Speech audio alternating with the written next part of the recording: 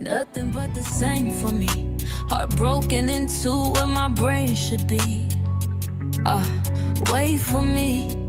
Don't leave without a second glance. Not again. Oh, what a shame, what a shame. Oh, what a shame, what a shame. Oh, what a shame, what a shame.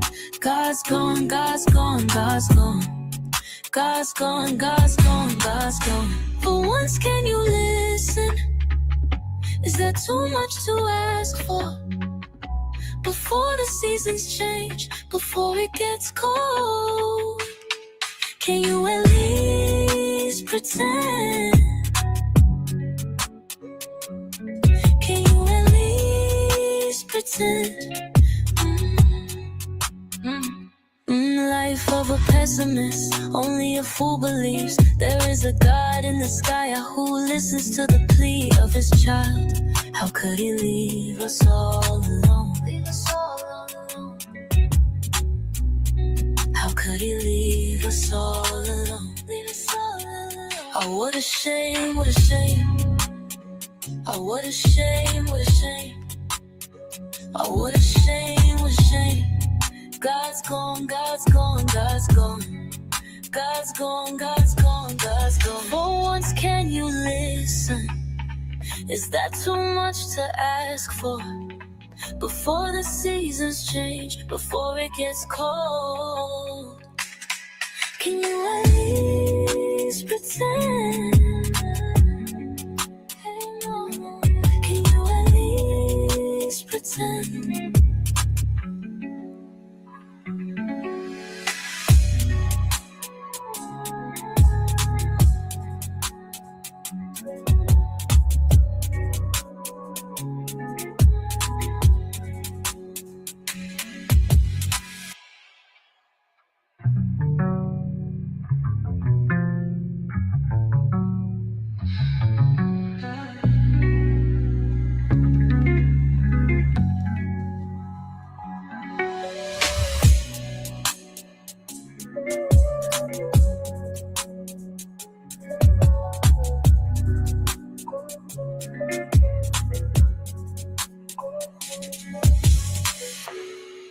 Can you listen? Is there too much to ask for? Before the seasons change, before it gets cold, can you at least pretend? Can you at least pretend?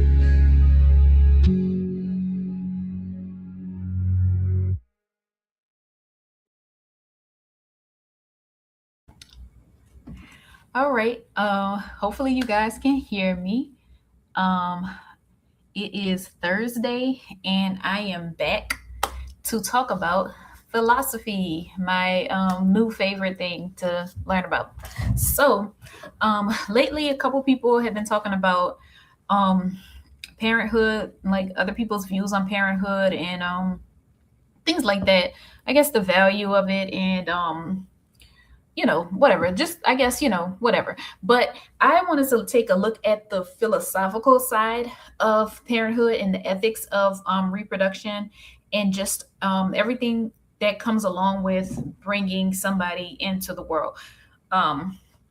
So now I said during the live that, and I feel like I might ramble a lot because I feel like I'm already just jumping straight into it. But one thing I did say during the live is that I felt like um, reproduction cannot actually be justified like in any rational way. The only explanation for somebody reproducing is vanity, unless you want to say like carelessness or something like that. So there was probably a better way I could have said it, but I think the point still stands. So I mean, I think today we're going to talk about a lot of stuff. We're going to talk about the ethics of parenthood. We're going to talk about natalism, antinatalism. We're going to talk about the non-identity problem, generativity, things like that. All concepts that some of them I'm familiar with, but some of them I'm just going to be learning about today. So if you're in the chat, say hi, hit the like, don't be a stranger. All right, so I asked ChatGPT, what is a better way for me to um, state that um, the only purpose of reproduction is vanity? Because the thing is, you can say something and your point can kind of be lost if people don't like the way that you're saying it. So I'm just gonna go over, like, I guess maybe some explanations that are deeper than what I just said, as far as like vanity. Okay, so um self-extension. Uh Self-extension is the idea that people continue themselves through children. Legacy building, having children as a way to leave something behind. Um, Okay, so actually, as I go through these, I'm just gonna, say whether I think they represent vanity or not. So, self extension, the idea that people continue themselves through children. I mean, I think that's pretty obvious that that's vanity. Doesn't have to be a bad thing, but you're literally saying, you want some part of you to go on after you're gone. Legacy building, having children as a way to leave something behind. So, same thing. I would also call that vanity. Existential continuity, children as a response to mortality and impermanence. So, what they're saying with that is, like, I guess people knowing that they're going to die, I guess not wanting their line to end with them, wanting something else to persist. I mean, to me, that kind of sounds like the same thing. So, self perpetuation, biologically and psychologically continuing oneself. Um, yeah, vanity. Identity expression. Parenthood is an expression of values, culture, or selfhood.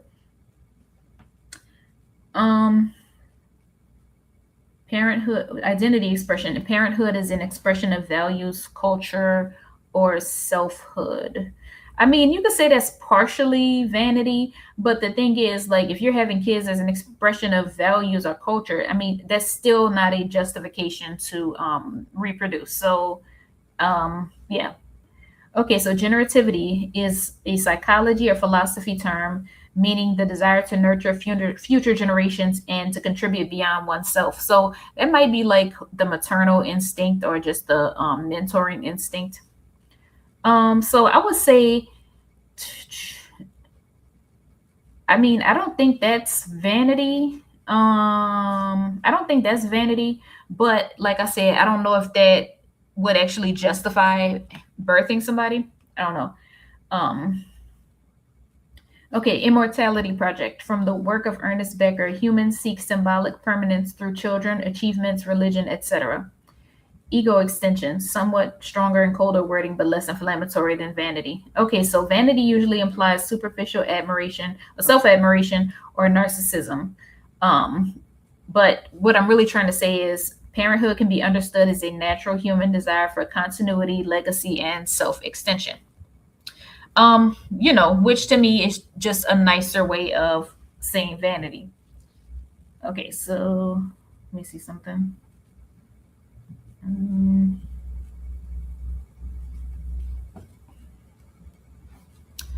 all right, so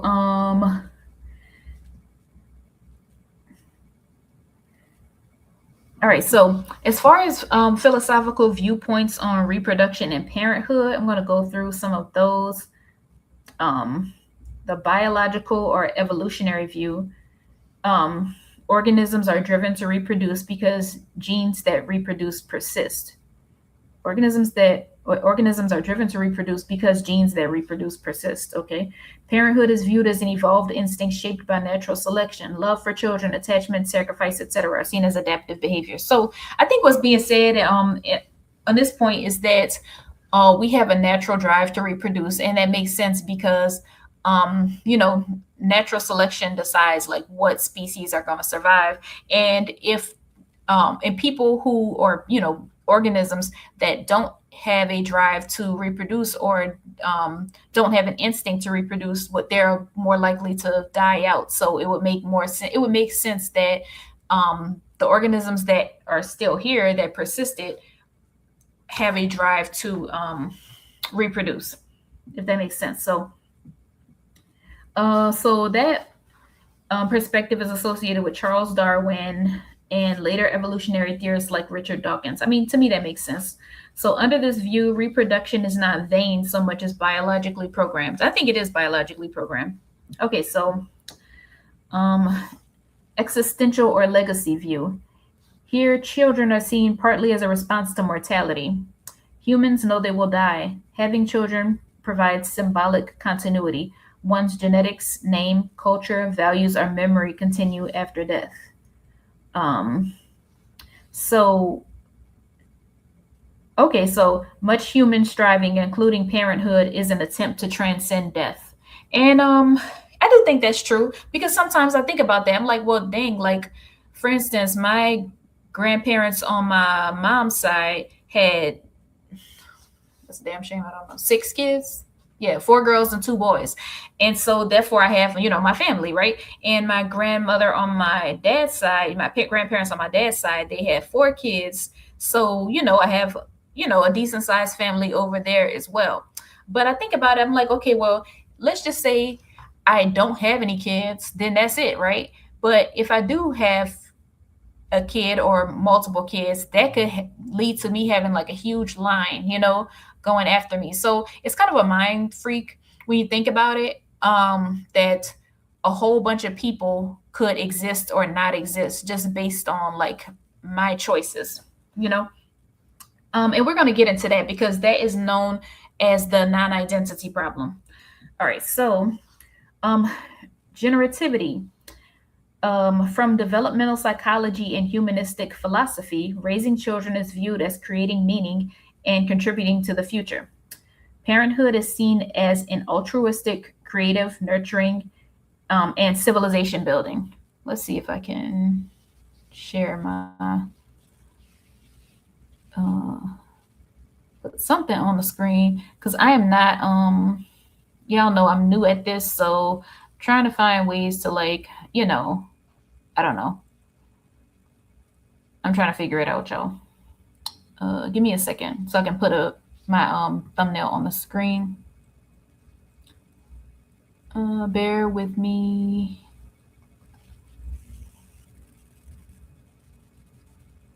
All right. There we go. All right. So let's see. How do I make this bigger? How do I? All right. Okay. Again, generativity. From developmental psychology and humanistic philosophy, raising children is viewed as creating meaning and contributing to the future. Parenthood is seen as altruistic, creative, nurturing, and civilization building. So, okay, the way I look at that is, okay, contributing to the future. I think the assumption there, like for that to work as an argument, the assumption would have to be that like a future is good, or the future would be good, or that it would be a positive thing. And as far as parenthood being altruistic, that only makes sense if you think about it like if it's a given that you're going to have a kid. But if you don't have a kid, then you wouldn't have to be altruistic. So it's like you're kind of you're creating the situation. So to me, that's not a justification for having kids. Y'all say hi if you're in the chat. Say hi.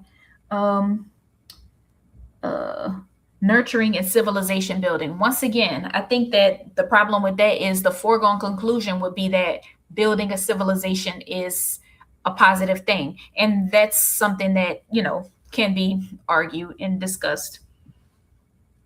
So that perspective, generativity, that perspective emphasizes sacrifice, care, teaching, emotional connection. Many parents describe children less as extensions of self and more as independent beings they are responsible for guiding. Okay. All right. So then we have the antinatalist view, which is really provoking or what's the word? You could say inflammatory, maybe. So the antinatalist view. Antinatalists argue that creating life is ethically questionable because life inevitably contains suffering. Some antinatalists do explicitly argue that reproduction can be motivated by ego, social pressure, fear of loneliness, desire for legacy, rather than concern for the unborn child. So I would say that's pretty close to vanity. Social pressure, that's definitely a thing. You're trying to please people around you because they're making it seem like something's wrong with you if you don't have kids or that you should have more kids.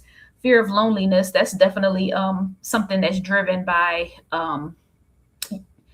concern for oneself rather than for the child. You're talking about bringing somebody into the world so that you're not lonely, or bringing somebody into the world so that they'll take care of you in old age. That's definitely um not selfless. That's driven by selfishness.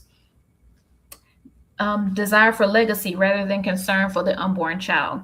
I think that speaks for itself. Okay, so then we have the religious or cultural duty view of reproduction. Many cultures and religions view childbearing as sacred, morally good, and a duty to family, community, or God, and participation in the continuation of humanity. So once again, I mean, you can't really argue with religion, right? Because I mean, religion is something that somebody just that would have to be a separate argument, That would have to be a separate argument because as far as religion goes, that's just something that people take and they just do it just because that's what the religion says. So you can't really make an argument against that because you know, it's you know what I mean. So because basically the only reason that people believe they should do it is because the religion says so. So you can't really argue against that. Like I said, that would be a different conversation. But as far as participation in the continuation of humanity, so once again, that is assuming that the continuation of humanity is a positive thing. So, but who says it's a positive thing? Why is it a positive thing when we look around and see, like, all the suffering that people are enduring? Okay, so I think I might put on some background music, maybe. I don't know, maybe not. All right. Uh,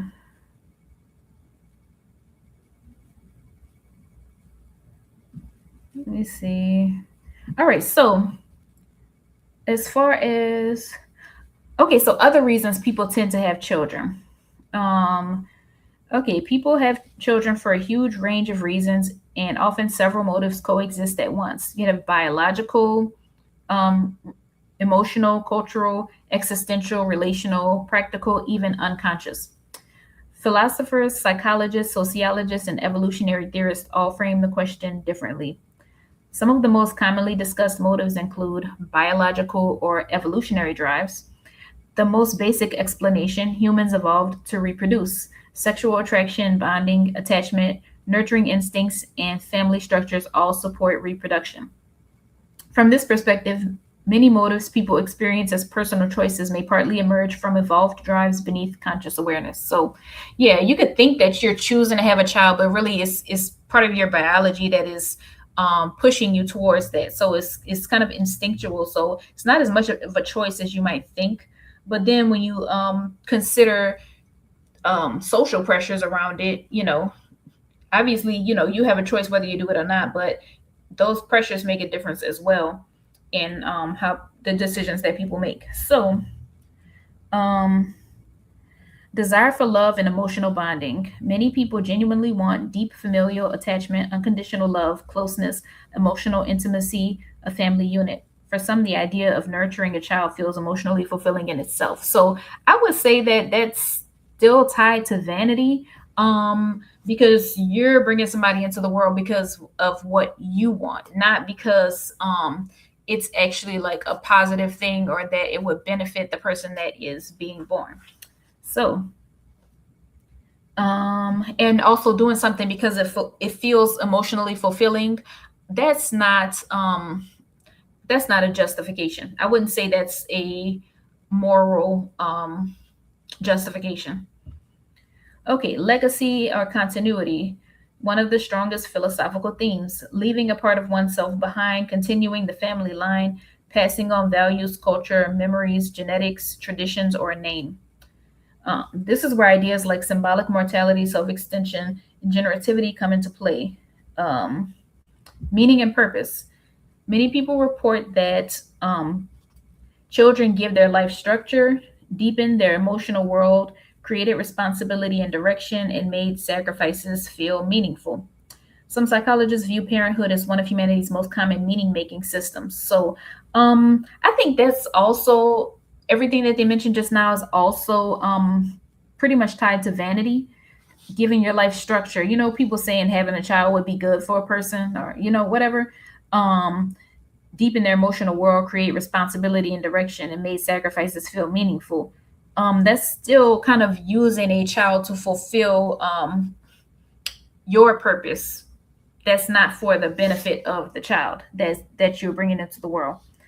Social and cultural expectation. In many societies, reproduction is treated as normal, expected, morally good, or part of adulthood. People may have children because that's what adults do. Family expects it. Religion encourages it. Peers are doing it. Childlessness may feel socially isolating. Sometimes this influence is subtle rather than consciously chosen. So, yeah, that's a big thing as well. I think sometimes people have kids just because it's expected or that's what you're supposed to do. Or like if you get married, you know, it's supposed to be the next thing to do is have kids. And people will look at you like you're weird if you don't have kids. I think especially black people, because I posted on my wall. Was it yesterday? Let me see if I can go to it. What some people were saying about Maya, the singer Maya. She's a she is a beautiful woman who has chosen, you know, I guess, or just um, as it turns out, she's, you know, not a parent. And she's not married. Let me see. I was trying to see if I could open it. But anyway, people making comments like, let me see. She's 46. I don't know. I thought she was older than that. But some guy said a box Chevy on 30s look good too, but that don't mean the motor worth a damn. So I'm not sure what he's saying. Like, what is he trying to? Is he trying to? You know, I think this is okay. Somebody else said cat can't be fire. What does that mean? Like, what is stuff like this? I don't really pay attention to, because it's just stupid. Yeah, but I'm just trying to basically explain like some of the reactions that people have to a woman, like Maya, um, not reproducing. Somebody says she's definitely the problem. Somebody says something ain't right. I don't know why I can't make this bigger. Somebody said, notice how women flourish when no man is around. Um, yeah, I'm gonna get better at this one day. Okay.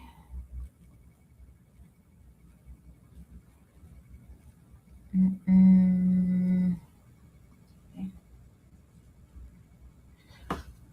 Okay, so somebody said any woman who says she's practicing celibacy is one, lying, or two, not having sex because she regrets something. Hardly ever is it out of pure morality. Okay, so my question is, why the fuck does it matter why she's being celibate? She said she's being celibate. Who said it's because she's being moral? Who said being celibate is moral? This is stupid. Okay, so somebody else said she looks fabulous. Um, Some guy says no kids at 46 for women is just tragic story. Okay, whatever. And somebody else said wasting good cat. And then somebody says this a flex. Uh, mm-mm-mm. So somebody else said proof men change a woman's appearance throughout the years due to stress. She is beyond breathtaking. So yeah. So I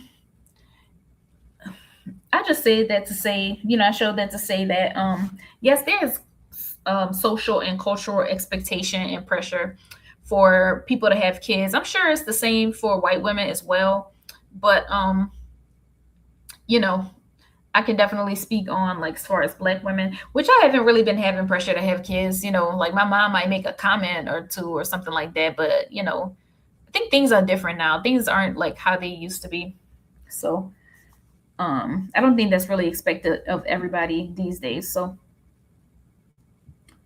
all right. Relationship reinforcement. Sometimes people consciously or unconsciously hope children will strengthen a relationship, create permanence, deepen commitment, stabilize a marriage, or create a shared project. This can be healthy or unhealthy depending on circumstances. Once again, I'm not even saying this is more than saying, okay, is this a good thing or a bad thing? That's not even what I'm talking about. What I'm talking about is this driven by vanity or is it driven by selfishness? Not selfishness is a bad thing, but what I'm saying is the whole is the motivation behind this to benefit oneself. And I would say that that also falls under the category of benefiting oneself if you're having a child to like reinforce your relationship. Okay, fear of loneliness or aging. A difficult but common motive is the fear of dying alone, wanting family later in life, a desire for companionship, and wanting someone to care about one's existence. So, some people explicitly say they want children so life feels less empty. So, once again, I'm not saying that's a bad thing. All I'm saying is that it is self motivated. It's not for the benefit of the person that is being born, it's for the benefit of the person that's already here that is bringing that other person into the world. Okay, identity and social role. Parenthood can become central to identity. Mother, father, family person, or caretaker. For many people, raising children provides a socially meaningful role and sense of adulthood. That is also self focused. I would say, yeah, that's also self focused. That's not for the benefit of um, the child that will be born. Okay, curiosity or experience. Some people simply want the experience itself of pregnancy, raising a child, watching personality emerge, seeing a blend of traits, and guiding a human being through life. There can be fascination in participating directly in human development. So once again, um, that is also self motivated. Not saying it's a bad thing. I'm just saying like who does that benefit in this case? And that would be a self motivated behavior. All right, so desire to recreate or repair one's own childhood. And somebody actually did say this in one of the lives. One of the ladies said that she wanted to give her child a better childhood than what she had because she had a rough childhood. So, all right. Sometimes subconsciously wanting to give a child what one lacked, recreate a loving family, heal trauma through parenting, or do better than one's parents. So even meaning well for the child, right? Even saying you're going to do better than your parents, you wouldn't have to do anything for the child if the child was not born. So, I would still say that's not a justification for having a child. That's not saying that hasn't having a child has to be justified, but just depends on how you look at it. So, um, psychologists often discuss this as an intergenerational emotional process. Okay, so but then we have accidental or passive parenthood. That's a big one. That's probably most of it. Historically and even now, many children are not the result of a deeply philosophical choice at all. Sometimes parenthood results from impulse, circumstance, ambivalence, lack of planning, changing emotions after conception. So I think that's obviously that's a big factor in most people's um, births or existence. Okay, humans often rationalize major life events after they occur. Very interesting. Religious or spiritual motives. Some people see children as blessings, sacred responsibilities, participation in divine creation, or continuation of a covenant or community. This can make reproduction feel spiritually meaningful rather than individually motivated. So, once again, when you're dealing with religion, I mean, what you can't make a rational argument against religion because religion is not based on rationality. So, I won't really comment on that. Okay, so status, achievement, or social validation. This overlaps somewhat with vanity. Okay, so for some people, children may function partly as social proof of adulthood, status symbols, markers of success, or reflections of self image. For example, pride in having a beautiful or a successful child, desire to reproduce one's traits, or wanting a mini me. Now, anytime I have thought about wanting a kid, it is kind of because I wanted a mini me. And all of these things I think they still fall in line with vanity, because they are still self-directed. The motivations are still self-directed. Um, Not saying it's a bad thing, just saying. Um, okay. So, um, one way to say it is human reproduction appears to arise from an interplay of biology, existential anxiety, emotional attachment, social conditioning, meaning making, and the desire for continuity. Um, in other words, people often have children for some combination of love, legacy, instinct, identity, meaning, and continuity. Love, legacy, instinct, identity, meaning, and continuity. So, out of all of these, I would say instinct, biology, that would be the only one that isn't explicitly vain. But I mean, even, when you think about the purpose of reproduction, or the purpose of the biological instinct, which is to um, further the existence of the species, then we think about it, that it still is vain, even though it is subconscious. So, all right. Um, all right. So next, um, all right, antinatalism. I don't know how much time I'm going to spend on this specifically. I think it's fascinating though. So antinatalism is the philosophical stance that human reproduction is morally wrong. It argues that bringing new lives into existence is fundamentally unethical because life guarantees inevitable suffering and humans cannot consent to being born. Um that's real fascinating. Um okay, the ethics of human reproduction when viewed through the lens of antinatalism rely on several distinct moral arguments. The harm of existence. Let me share my screen. Well, no, I don't have to. Okay, the harm of existence. Philosopher David Benatar, a prominent modern antinatalist, argues that there is an inherent asymmetry between pleasure and pain. While the absence of pain is good, even if no one is there to experience it, the absence of pleasure is only bad if someone is deprived of it. Therefore, not being born prevents the suffering of life without depriving the non-existent person of any joy. So yeah, that makes sense. In other words, they're saying um you having a child so that you can do the right thing by the child, it kind of like doesn't make sense, because you wouldn't have to do that if the child didn't exist, so you can't use however you're going to treat the child as a justification for bringing the child into the world. Yeah. Lack of consent. Because a potential human cannot consent to being born, antinatalists argue that procreation is an unethical imposition. Life is viewed as a gamble with another person's well being and inevitable mortality. Let me see something.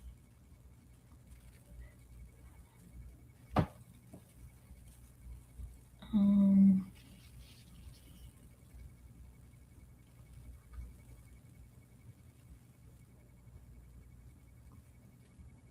Give me a second.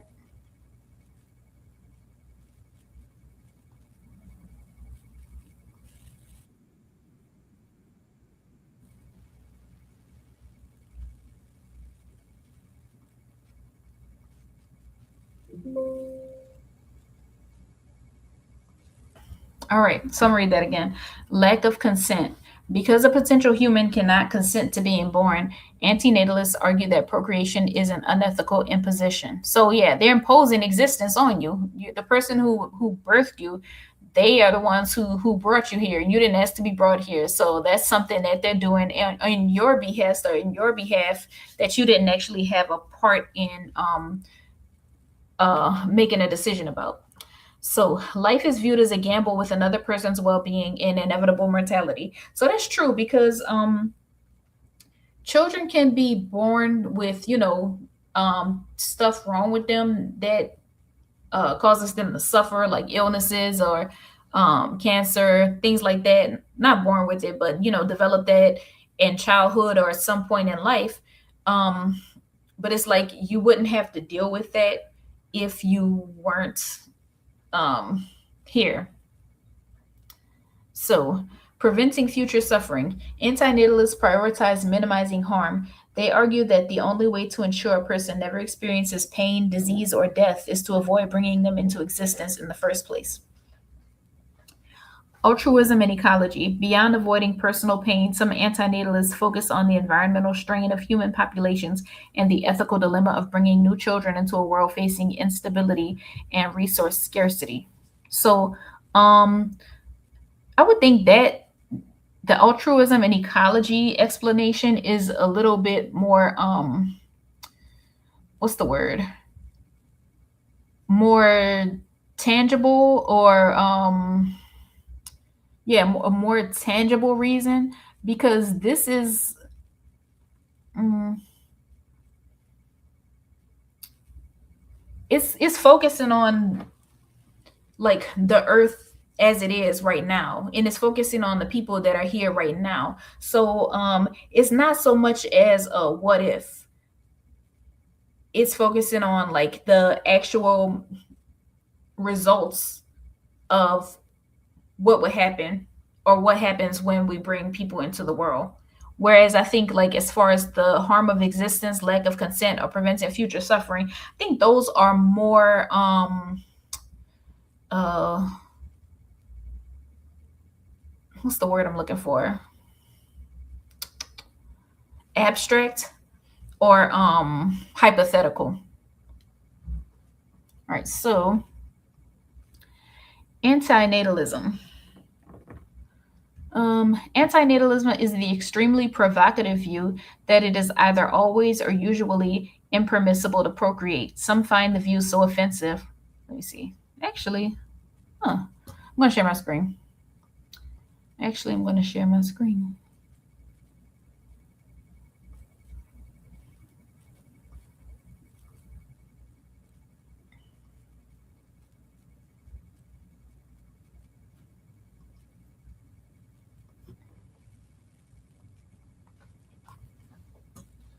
Mm-mm-mm.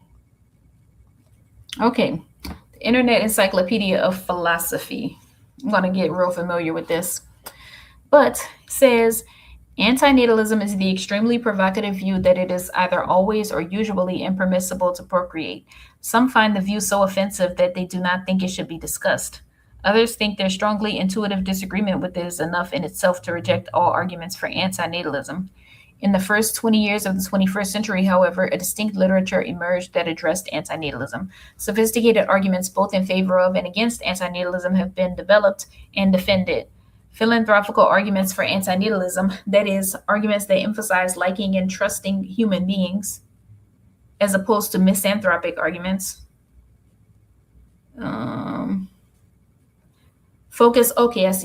Focus on the harm done to individuals who are brought into existence. For example, David Benatar's asymmetry argument says that it is wrong to procreate because of an asymmetry between pleasure and pain. The absence of pain is good even if no one experiences that good, whereas the absence of pleasure is not bad unless someone is deprived of it. Since everyone who comes into existence will inevitably experience non-trivial harm, it is better that they are not brought into existence, since no one would be harmed by their non-existence. Interesting. I mean, the only argument that could be made against that is if there is some benefit in existence that would override the suffering that people endure. I think most people are happy to be here. You know, most people are glad to be here. They might not be happy with their lives, but at the same time, you know, being able to exist and being able to think and being able to experience positive things, I mean, it might be worth, it might be worth the pain. That reminds me of the book The Giver, but I might get into that later. Okay, so when they say philanthropic arguments for antinatalism, arguments that emphasize liking and trusting human beings, so they're saying basically the whole purpose of this argument is not because you hate humans. You're not saying, well, no, humans shouldn't be born because humans are bad. No, they're saying humans shouldn't be born for the benefit of the humans who are going to be born or not going to be born, um, to prevent their suffering. So basically, it's not a misanthropic argument; it is a philanthropic argument. Okay, so other philanthropic arguments include the idea that individuals cannot consent to their creation, and that procreating necessarily involves creating victims, and that procreation involves exploiting babies in order to get fully formed adults. Huh. Um, hmm.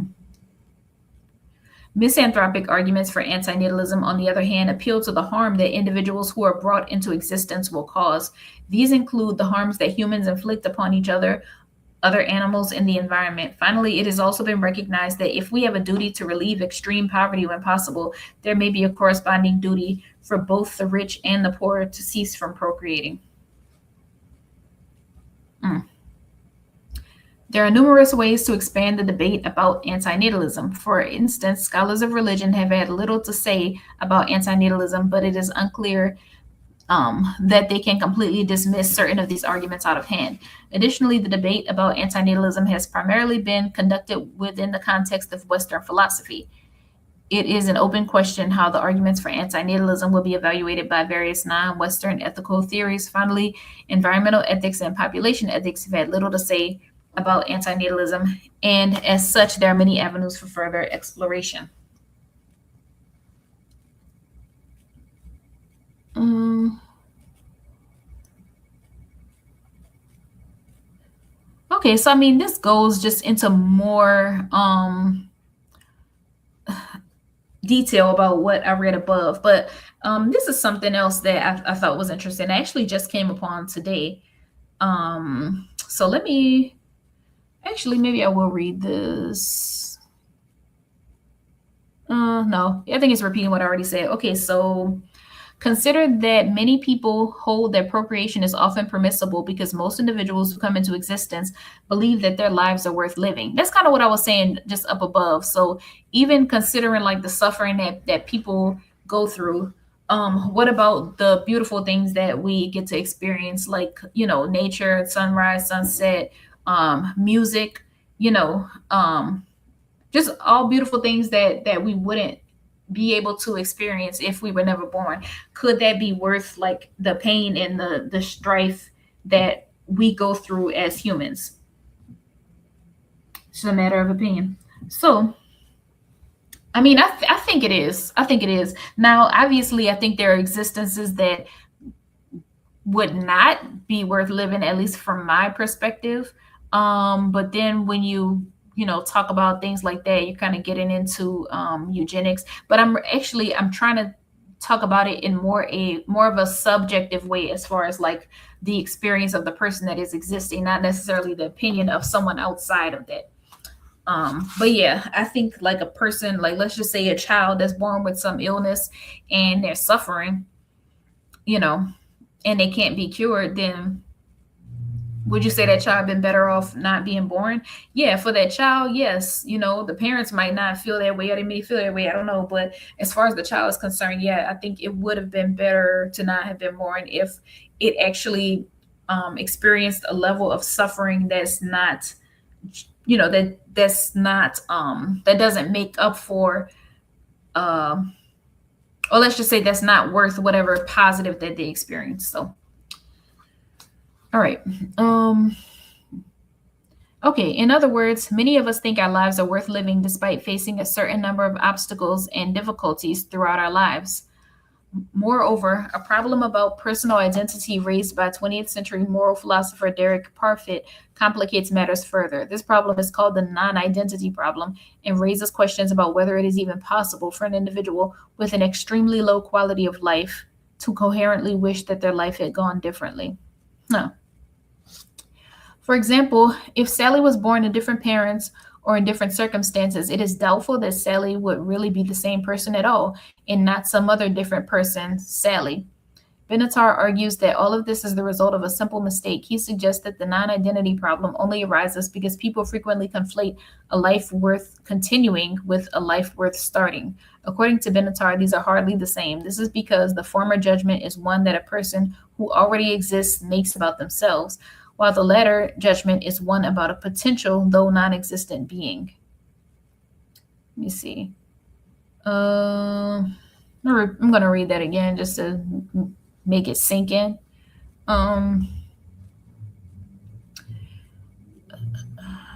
This problem is called the non-identity problem and raises questions about whether it is even possible for an individual with an extremely low quality of life to coherently wish that their life had gone differently. For example, if Sally was born to different parents or in different circumstances, it is doubtful that Sally would really be the same person at all and not some other person, Sally. All of this is the result of a simple mistake. The non-identity problem only arises because people frequently conflate a life worth continuing with a life worth starting. According to Benatar, these are hardly the same. This is because the former judgment, a life worth continuing,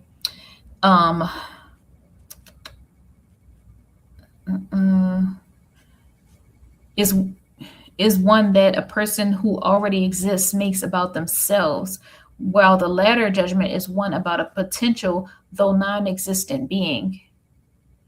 Benatar's thesis is that no lives are worth starting, even though many lives are worth continuing once they have been started.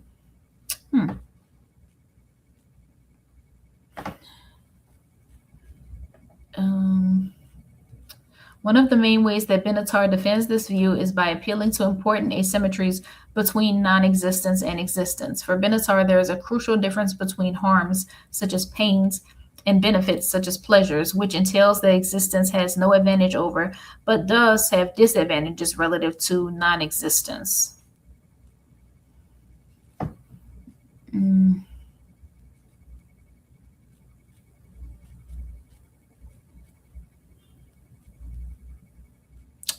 Yeah. They're basically saying, like, okay, well, even being lucky to be alive and feel the wind and see the sunset, see the forest, see the ocean, things like that. Yes, those are positives for a person that exists. But if you don't exist, then you are not missing those experiences, and that those experiences would have no benefit to you because you don't exist, and it's not worth bringing you into existence just to experience that, but also experience like all the pain that comes with living. Mm-mm. Mm-mm.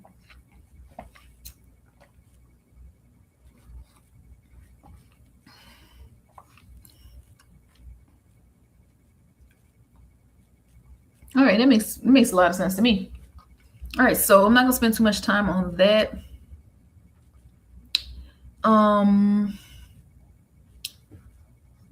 I think before I get into antinatalism, because I think that's maybe what this is gonna be about, like the majority of it, I'm gonna get into the non-identity problem.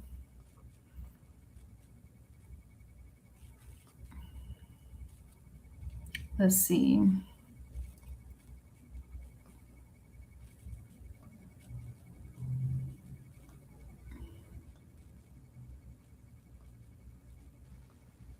Okay, so yeah, today is actually my first time coming upon this, and it's pretty interesting from what I can see, but I'm about to learn more about it right now.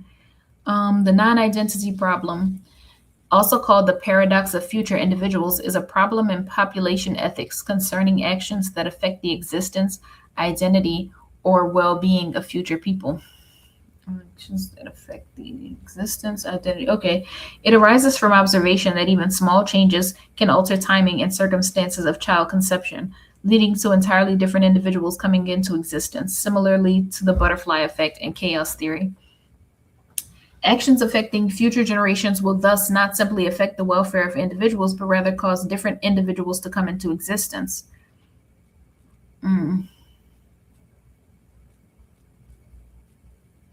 Okay. Okay. So I think one way to think about this is this is just what's coming to mind. And I've always thought about this. Let's say you're in college, or whatever, and you get pregnant, and you're like, okay, well, I can either have the child and like drop out and then work, and then you're going to live this type of life. Or you could think about it and say, well, if I don't have the child, you know what I mean, then I could finish college and go on to be successful and then give my future child a better life. But the thing is, it won't actually be the same child that you got rid of, right? So it's like you're not giving that same child a better life. um yeah, I don't know, but I mean, if you think about it in terms of um Benatar's argument, I would think that uh, it would make more sense to have the second child rather than the first, just based on that argument. Okay, so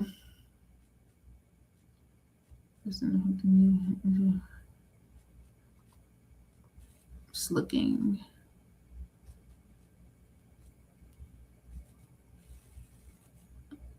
I might look at this later afterwards. Okay, so an example proposed by Parfit involves thinking of two policies, conservation and depletion.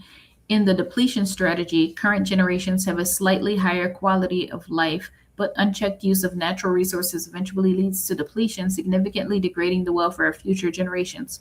Parfit argues that person affecting views would favor the depletion policy because it benefits current generations of identifiable people, even though the conservation policy is generally considered ethically superior.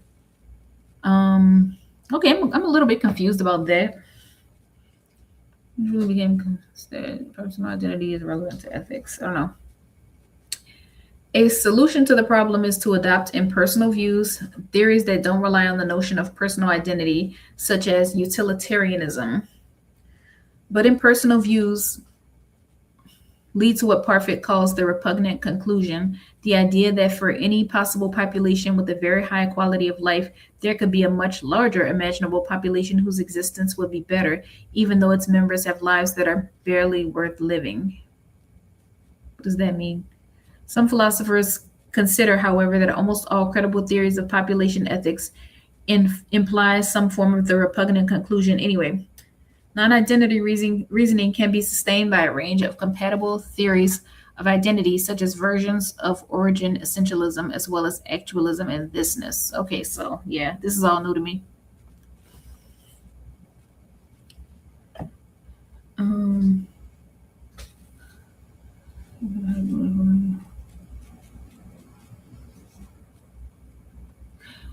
Okay, so I think I'm going to get into that maybe afterwards because that's kind of like going down the rabbit hole.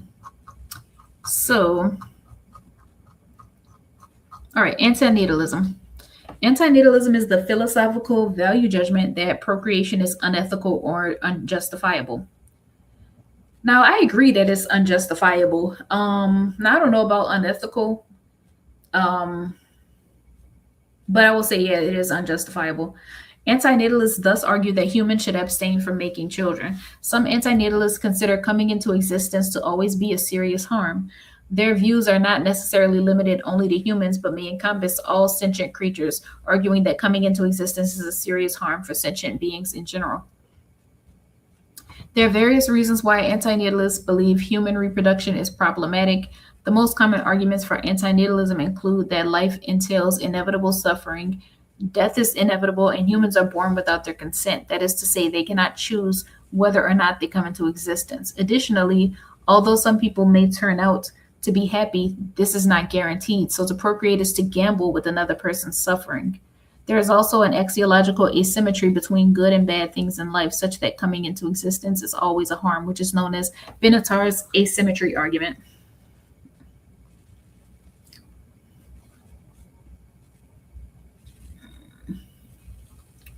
Which I might come back to. But we already went over that. Well, I already went over that in a couple of different articles. So antinatalism as a philosophical concept is to be distinguished from antinatalist policies employed by some countries, like government population control measures. In antinatalist population policy, it is not always implied that coming into existence is a universal problem and is an ever present harm to the one whose existence was started. So, yeah, I think what they're saying here, as far as antinatalism, they're saying that it's not the same thing as like population control, because population control is for the benefit of people that are already here. Um, yeah, but antinatalism is, in at least it can be, some forms of antinatalism are for the benefit of those people who will not be born, or those beings that will not come into existence. So that's two different things. They have two different purposes, or what's the word? Intents, I guess you could say. There exists a taxonomy that divides the so-called anti-procreative, at times antinatalist thought, into four major branches: child freeness, the voluntary human extinction movement, ephilism, I don't know what that is, ephilism, an ideology that advocates for extreme pro-mortalism and forced extinction, and antinatalism itself. Only the latter one is philosophical antinatalism per se, meeting the definition of philosophical antinatalism and having no other features on top of that. Whereas the first three items can only be deemed antinatalistic in the sense that they oppose the alleged duty to procreate. Hey, Mr. DJ Music. I don't know how long you've been here, but thank you for coming by. Am I sharing the right? I don't think I'm sharing the right tab. Thank you for coming by. You were the first person to drop down. My chat has never been this empty. But I'm interested in what I'm learning about, so I'm going to persist. Let's see. Let me make sure I wasn't sharing the right tab. But thank you for coming by, and thank you for being in the clouds. And you could definitely share your opinion if you like. Okay.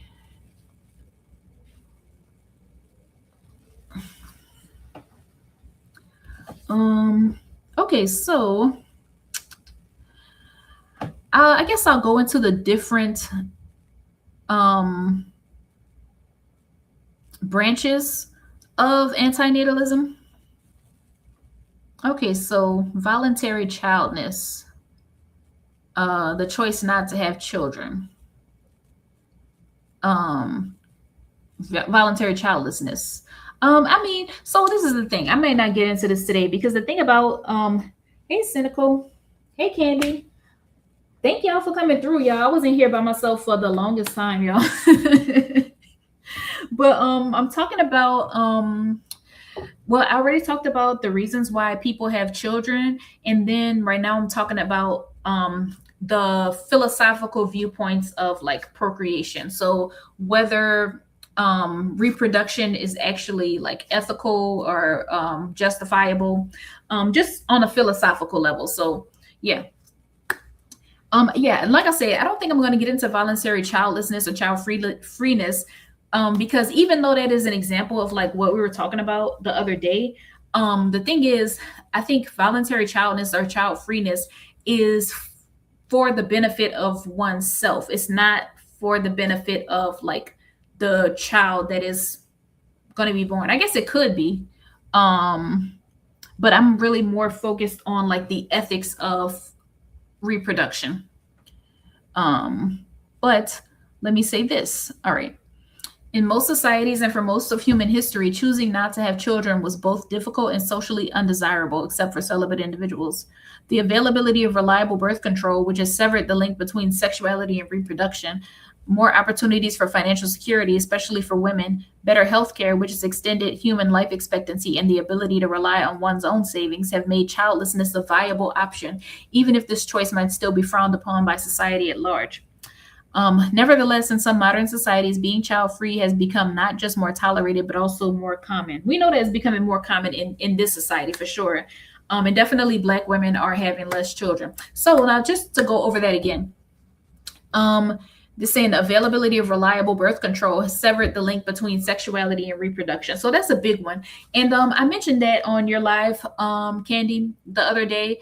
I was saying, I forgot what we were talking about exactly, but it was about like, I forgot. But I remember that I said that the the sexual like desire or sex, sex instinct or like human sexuality is designed, I suppose, to help us to persist as a species. Because if we don't necessarily have to want to have children, but the whole reason for sexual desire, or the reason that that exists, or it evolved, is so that we would continue like making more people, if that makes sense.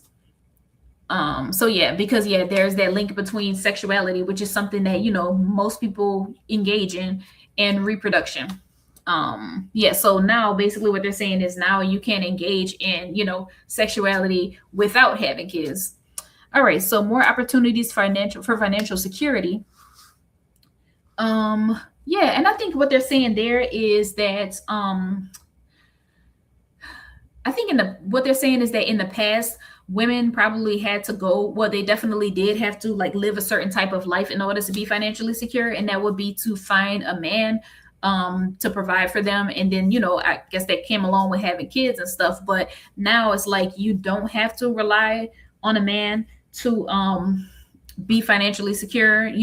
There are ways for, women have the ability, at least in theory, to become educated and have their own careers and be able to provide for themselves. So that's another way that or that's another reason children may not come into play, because there isn't that reliance on a man.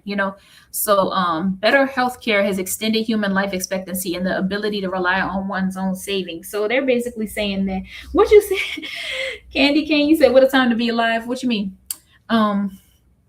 So yeah, they're saying you don't necessarily have to have children to take care of you if you're making enough money throughout your life to take care of yourself in older age. So yeah. So okay, I'm just gonna really, really glaze through this. I'm not gonna really, spend that much time on this. So reasons and challenges. Okay, traumatic experiences, that's a reason. Effective altruism. All right, you were talking about this last time, Candy. You said some find it sufficient to spend time with their nephews, nieces, or stepchildren, or to provide childcare and babysitting services as part of an extended family or as a godparent, and to nourish existing friendships, which might falter if they were to become parents. Some also take care of elderly parents. Some child-free individuals consider themselves to already be working for the benefit of the next generation or of humanity as a whole by making charitable donations or working as school teachers or pediatricians. You see something? One's partner might already have children from a previous relationship and is unwilling or unable to have more. On the other hand, some people simply dislike children's behavior, language, or biological processes. I definitely dislike children's biological processes. Okay, medical concerns, cultural attitudes. Okay, I think this is interesting. Tell me what y'all think. And thank y'all again for stopping by. The second demographic transition occurs when the cultural attitude towards children changes. In particular, this is when society shifts from traditional and communal values towards individualism, whereupon support for traditional gender roles declines, and fewer people believe that they need to have children in order to be complete, successful, or happy. Whereas in the past, women typically had to get married and bear children in order to ensure her own survival. Yeah, that's what they were talking about up above when they said like basically women not having the option to like get an education and work meant that they had to find a man to rely on. Okay, so in the 21st century, people, including women, have more choices, and they are increasingly aware that reproduction is an option, not an obligation. Consequently, people who choose to have children tend to have fewer of them, and an increasing number prefer to be child-free. Moreover, young adults of the early 21st century, especially women, tend to be more ambitious and career-minded than their counterparts in the past, and for them, children count as a distraction, an unwanted expenditure, or an undesirable commitment. In my case, I would say it would be an unwanted expenditure or an undesirable commitment. And I don't know. I thought I would feel differently by this time in my life, but I feel the same. So, whatever. Child-free people could take advantage of other opportunities in life, such as pursuing a career, retiring early, making charitable donations, having more leisure, and being more active in the community. Okay, so they're talking about exhaustion from work, the cost of raising a child, blah, blah, blah. Okay, look, as parenthood loses its appeal, pets gain in popularity, at least among those who wish to have something or someone to care for. In South Korea, young couples of the 2010s are more likely to have pets which are cheaper than children.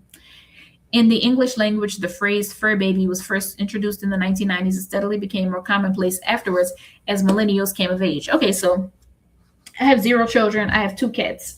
Um, I mean, I don't think of them as replacement kids. I don't know. I think people think that women that don't have kids think of their pets as replacement kids, but the thing is, women that have kids also have pets, so that doesn't make sense.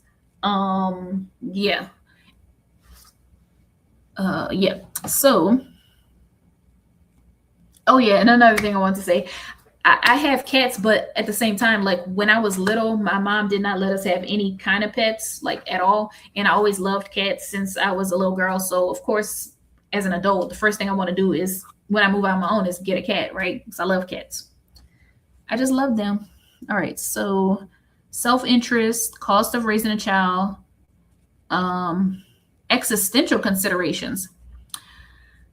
Some people face existential angst due to the state of the world, pestilence, war, famine, economic recession, the breakdown of civilization, among other issues, or the politics of their countries, and therefore question whether having children is a positive contribution. Now, I think at this point, that is a major thing to think about. So, as far as like the whole, I don't want to get political, but as far as everything that's going on right now, there's definitely a lot more, I guess you could say, antiquated opinions and values that are coming back to the forefront, and rights, people's rights are being stripped away. Who knows where they're going with this? I don't know. They just did something with the Voting Rights Act. I'm not even exactly sure what they did, but I heard it's really bad. Um, and I was watching somebody the other day. He made a great point. It's like, was it like less than 10 people can, decide the fate of everybody else, or you know what I mean, or make such a big impact on how everybody else, in the United States is going to live their life. It's like a group of what, 9 people? I don't know. I need to learn more about politics. I don't know shit about it. Not really interested, but okay. So, but yeah, that's one thing to think about. Because like economic recession, yes, it's definitely harder to make a living. It's not like it used to be in the past. War, breakdown of civilization. We don't know what's going to happen. Like we don't know how hostile this how hostile future is going to be to any like children that we may have, because as of right now, like things were getting better for a while, but as of right now things are getting worse. So as far as like what they're doing with environmental policy and everything, I don't know too much about it, but I'm just saying, like, the thing is, like, me being the age that I am, it's actually not that bad. But what about people that are like being born right now, or kids that are coming up? Like, what is life going to be like for them? Okay, so the human population has grown significantly since the start of the Industrial Revolution, leading many to believe that overpopulation has become a serious problem, and some to question the fairness of what, in their view, amounts to subsidies for having children. So, okay, so that's a thing. Thank y'all for coming by. Can y'all hit the like, say hello? So tax credits for parents, such as the Earned Income Tax Credit, paid parental leave, and public education, as well as social welfare programs that require more people to be born to ensure said programs can be funded by taxes. So, I mean, that's the thing I thought about. Like, as a child-free person, you are definitely subsidizing other people's children. Like they mentioned Earned Income Tax Credit, paid parental leave, public education, like, because you have to pay taxes for public education even if you don't have kids, or even if your kids are in private school. So I guess that's something that they do for the betterment of society, and it kind of makes sense, but that's kind of a whole nother conversation, so I'm not gonna get into that. So yeah, but I think definitely child-free people are expected to subsidize other people's kids, and that's just the way it is, right? That's just part of being in a functioning society. So, to this end, concerns over the impact of human activities on the environment, such as overpopulation, climate change, pollution, resource scarcity, and the ongoing Holocene extinction, are a major reason behind voluntary childlessness. So, what is the Holocene extinction? Okay, so I think I'm gonna come back to that. I'm not gonna get distracted by that right now. Okay, so But I did hear that there's another extinction going on right now and that humans are not going to survive it. So that's interesting. I might talk about that next time. I don't know. All right. So another school of thought known as antinatalism asserts that it is inherently immoral to bring people into the world. Antinatalists argue in favor of the asymmetry of pleasure and pain, viewing the absence of pleasure as neutral, whereas the absence of pain is positive. Um, Yeah, so basically they're saying, and I talked about this earlier, but just to kind of reiterate, they're saying basically, you're not, if a person is not in existence, you're not hurting them by not allowing them pleasure because they don't exist. So that's a neutral thing. But pain not existing, it's a good thing, whether that person exists or doesn't exist, because, if you don't exist, I mean, you can't feel pain, but at the same time, it's like if you bring somebody into existence, then you're exposing them to pain. So yeah, so basically what they're saying is to harm somebody is always negative. Um, but like to not have pleasure is not necessarily a negative. It's, whatever. It's only hurtful for people that exist. To not have pleasure is not harmful to people that do not exist. So um okay, so for them, refraining from reproduction can be thought of as a form of compassion for the unborn. Since parents can never secure the consent of their unborn child, the decision to procreate would be an imposition of life, a source of suffering, and a form of narcissism. All right, now. However, some child free people explicitly reject antinatalism. They may like the children of others, but do not want any themselves. Now, I think you can be antinatalist and still like children. That's two different things because children are already here. I don't think that has that much to do with antinatalism itself. So I'm not antinatalist. I'm just, I just think it's an interesting way to think about things. So yeah, so I'm gonna read this again. Since parents can never secure the consent of their unborn child, the decision to procreate would be an imposition of life, a source of suffering, and a form of narcissism. So yeah, think about that. You can't get the permission of your child to be born. Like they might say, hey, well, you know what, I don't want to be born. No, you're bringing them into the world against their will. And then that the child that you're bringing into existence is going to experience some form of suffering, loss, heartbreak, things like that. So for a person to undertake that, I'm not saying that this is what I think. Well, okay, well, let me just speak. They're saying that basically that's a form of narcissism. Now, I didn't say it was narcissism. I did say it was vanity. But when I said vanity, I really meant for one's own purposes, not necessarily like an overinflated sense of like one's importance, but just, I don't know if that makes sense, but yeah. So I'm not antinatalist, but yeah. So you could be child free due to environmental concerns, like the impact of like all these people on the environment.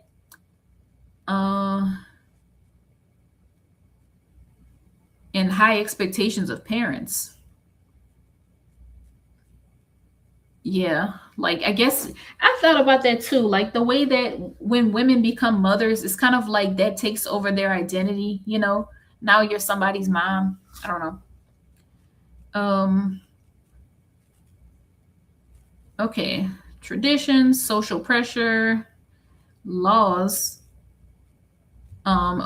Laws in some countries differentiate by the number of children. For example, a tax on childlessness. That's crazy. But I mean, when you think about it, that's kind of the same thing as the earned income tax credit. I don't get an earned income tax credit. Yeah. And I used to wonder about that because I always thought, call me ignorant, but okay. So when I get my income tax return, it's gonna be the difference between like whatever I paid in taxes and what I owed in taxes, what I actually was assessed in taxes. So I'll get a refund. So it might be like $100. One time it was less than $100. It might have been like $20 one time, whatever. But the thing is, I used to wonder like how did people that didn't really work or didn't work like, professionally, how they got big income tax checks. But that was before I knew about the earned income credit. 'Cause I actually learned about that.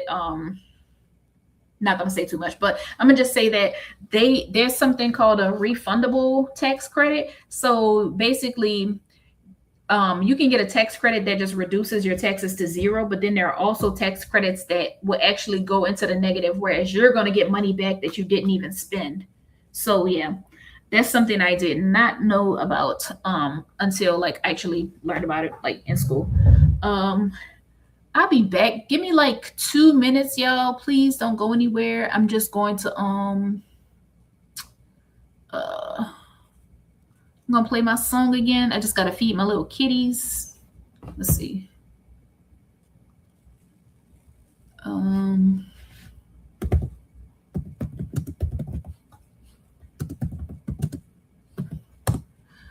yes, I don't know how long I'm gonna go today. Not that many people in here, but I am interested in the topic that I'm talking about. So I don't know. I guess it just depends on when I get tired. I just had a lot of energy today for some reason.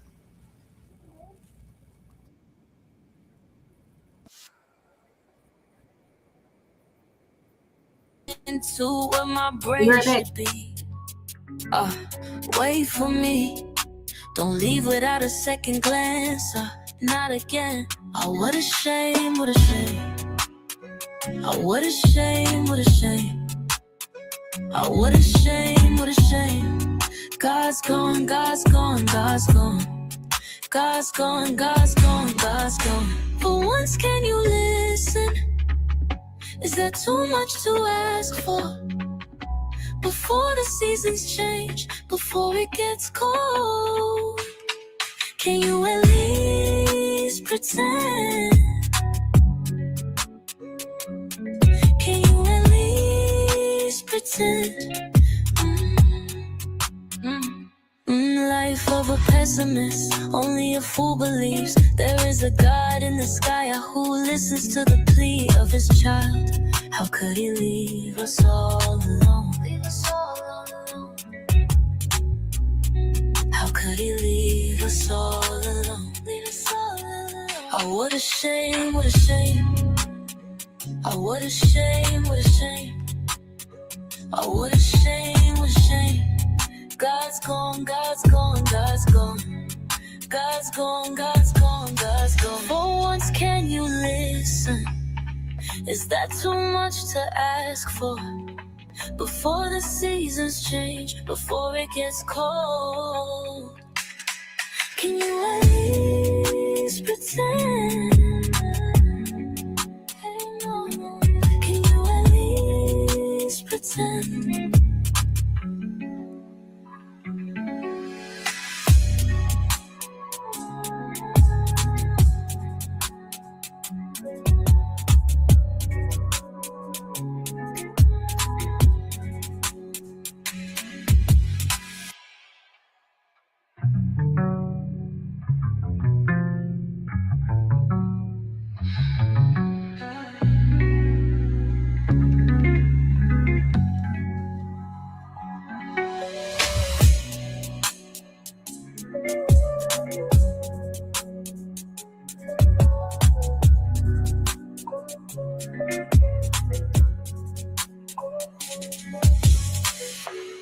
Once can you listen?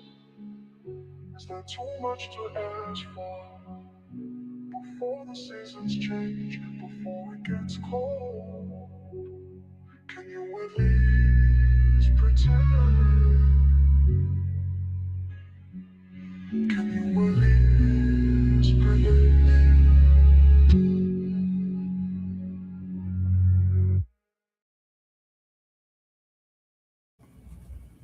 Okay, and I'm back. Let's see. Um,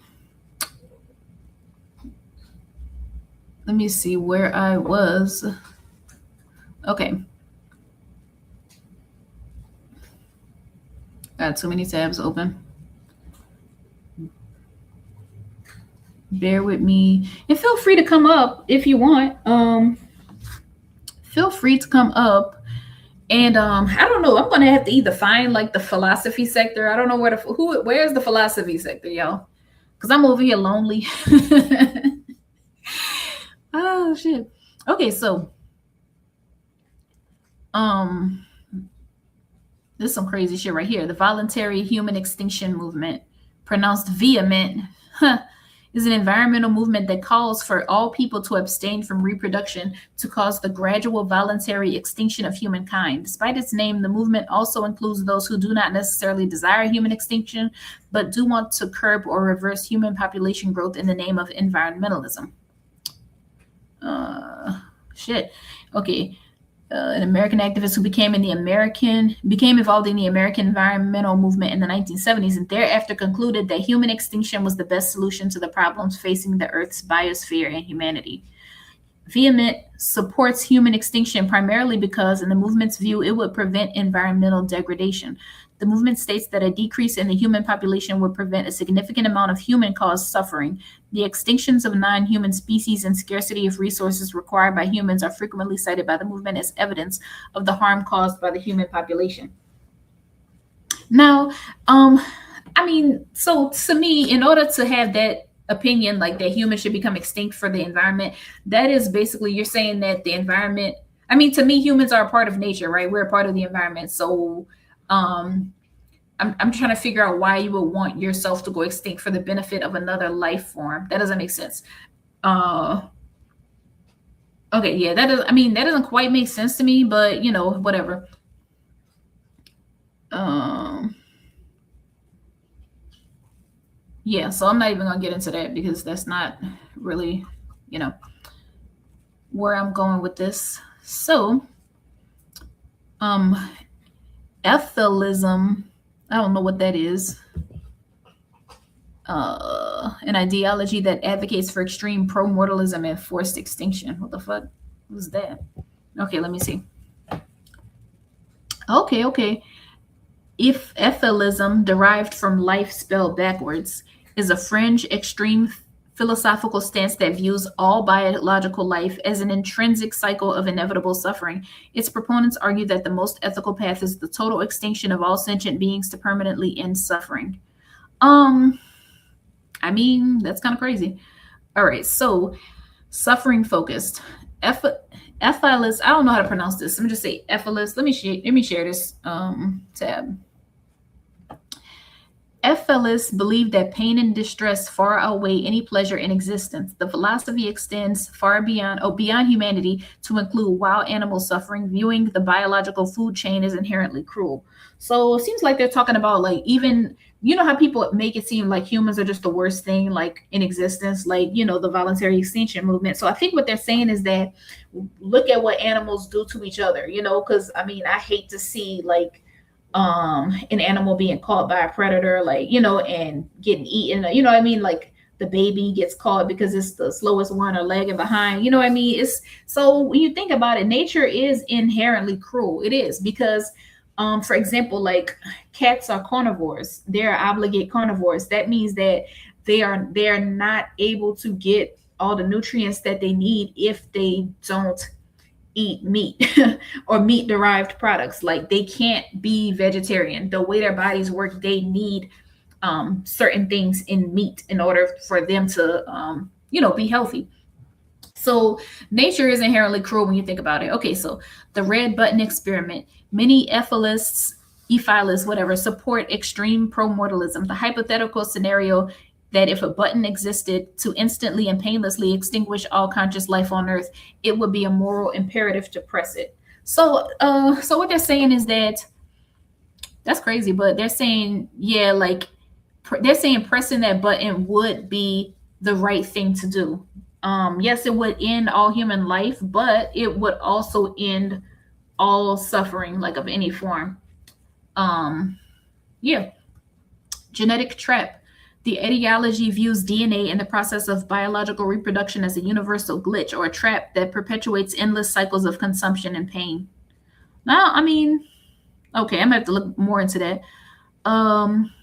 Okay, comparison to other philosophies. While Ethylism is often categorized alongside other pessimistic views. It is distinct in its scope and proposed solutions. Okay, so this is considered pessimistic view because we use words a lot all the time. Like a lot of words, like say optimist or pessimist, they're actually philosophical words that just became a part of our everyday language. But pessimism is actually like a philosophical term. So okay, antinatalism focuses specifically on human reproduction, advocating against bringing human children into the world. Ethylism takes this further to advocate for the extinction of all feeling creatures. Okay, the voluntary human extinction movement advocates for humanity to die out voluntarily by ceasing procreation. Ethylism typically holds a more militant view, seeing the continued existence of animals and all sentient life as equally tragic. Philosophical pessimism, a broader philosophical observation that life contains more pain than happiness, but it does not necessarily advocate for the forced destruction of all life. So, what's interesting about that to me, I don't see how there is an ethylist group of people because I mean, you would think if you are an ethylist, you would have just taken yourself out of here. So, I'm not sure why they're talking about it instead of doing it. I don't know. It's that's kind of I don't know. It just seems like a contradiction. Um, yeah, there should be no ethylism movement because they should just, do what they say that people should do, right? I don't know. I don't know. Like, I'm just saying. I'm just saying. Okay, let me see. Um, where was I? Okay, I guess I'll share this tab instead.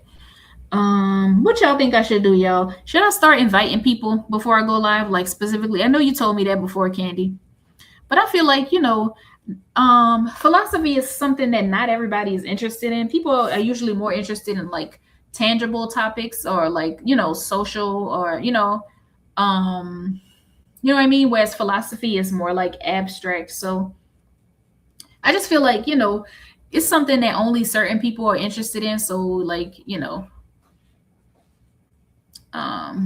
I guess you could say it's kind of a niche topic, especially like in this space. Okay, so uh,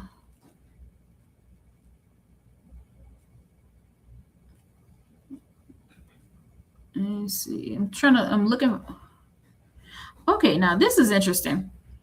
And I wonder if this is what they were talking about over here. So I'm gonna go back. It says, let me share this. Okay, right here. It says genetic trap. This is under ethylism. Ethylism. Genetic trap. The ideology views DNA and the process of biological reproduction as a universal glitch or trap that perpetuates endless cycles of consumption and pain. Okay. And that kind of reminds me, like when I read this, let me share this cosmic mistake. I want to read more about this. Robert Zandbergen claims that life emerges as the result of some cosmic mistake, and humans should rectify the situation. One avenue of this rectification is the limiting or conclusion of reproduction.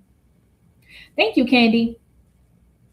Yeah, yeah, thank you. But thank you for sharing it.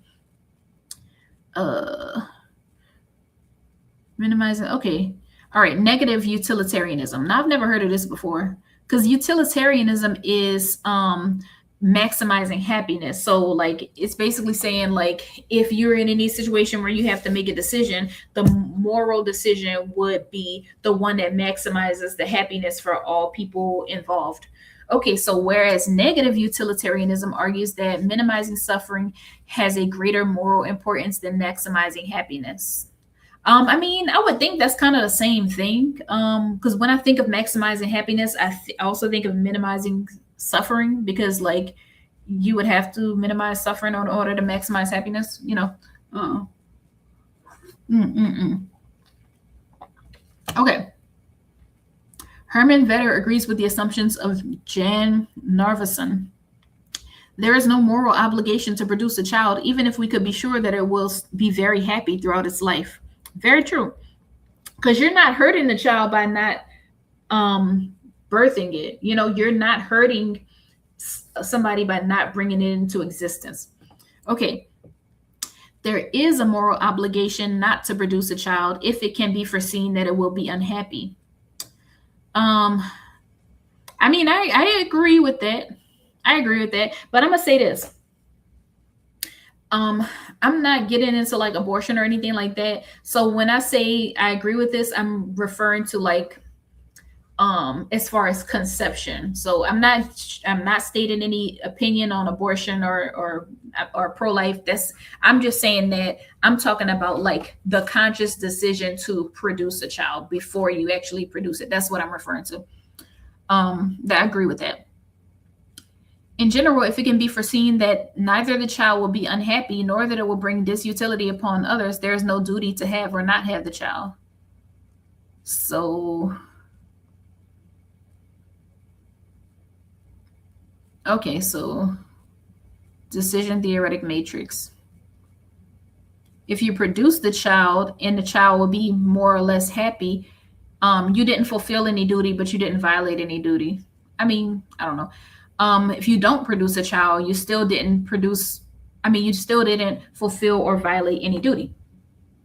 So if the child is going to be unhappy, um, you violated your duty to that child by producing the child. But if you don't produce the child, that means you fulfilled your duty to that potential person that you're not bringing into existence. Hey, Zero, good to see you. Just having a little chat about the ethics of reproduction. Inspired by the recent lives that Candy and Rosie had. So I'm just trying to come at it like, I guess think about it from more like a philosophical perspective. And this is something I wanted to talk about. Like I had it planned like to talk about it in the future. But since they were talking about like, parenthood and stuff, I figured, okay, well, it'll be a good time to just get this out the way. So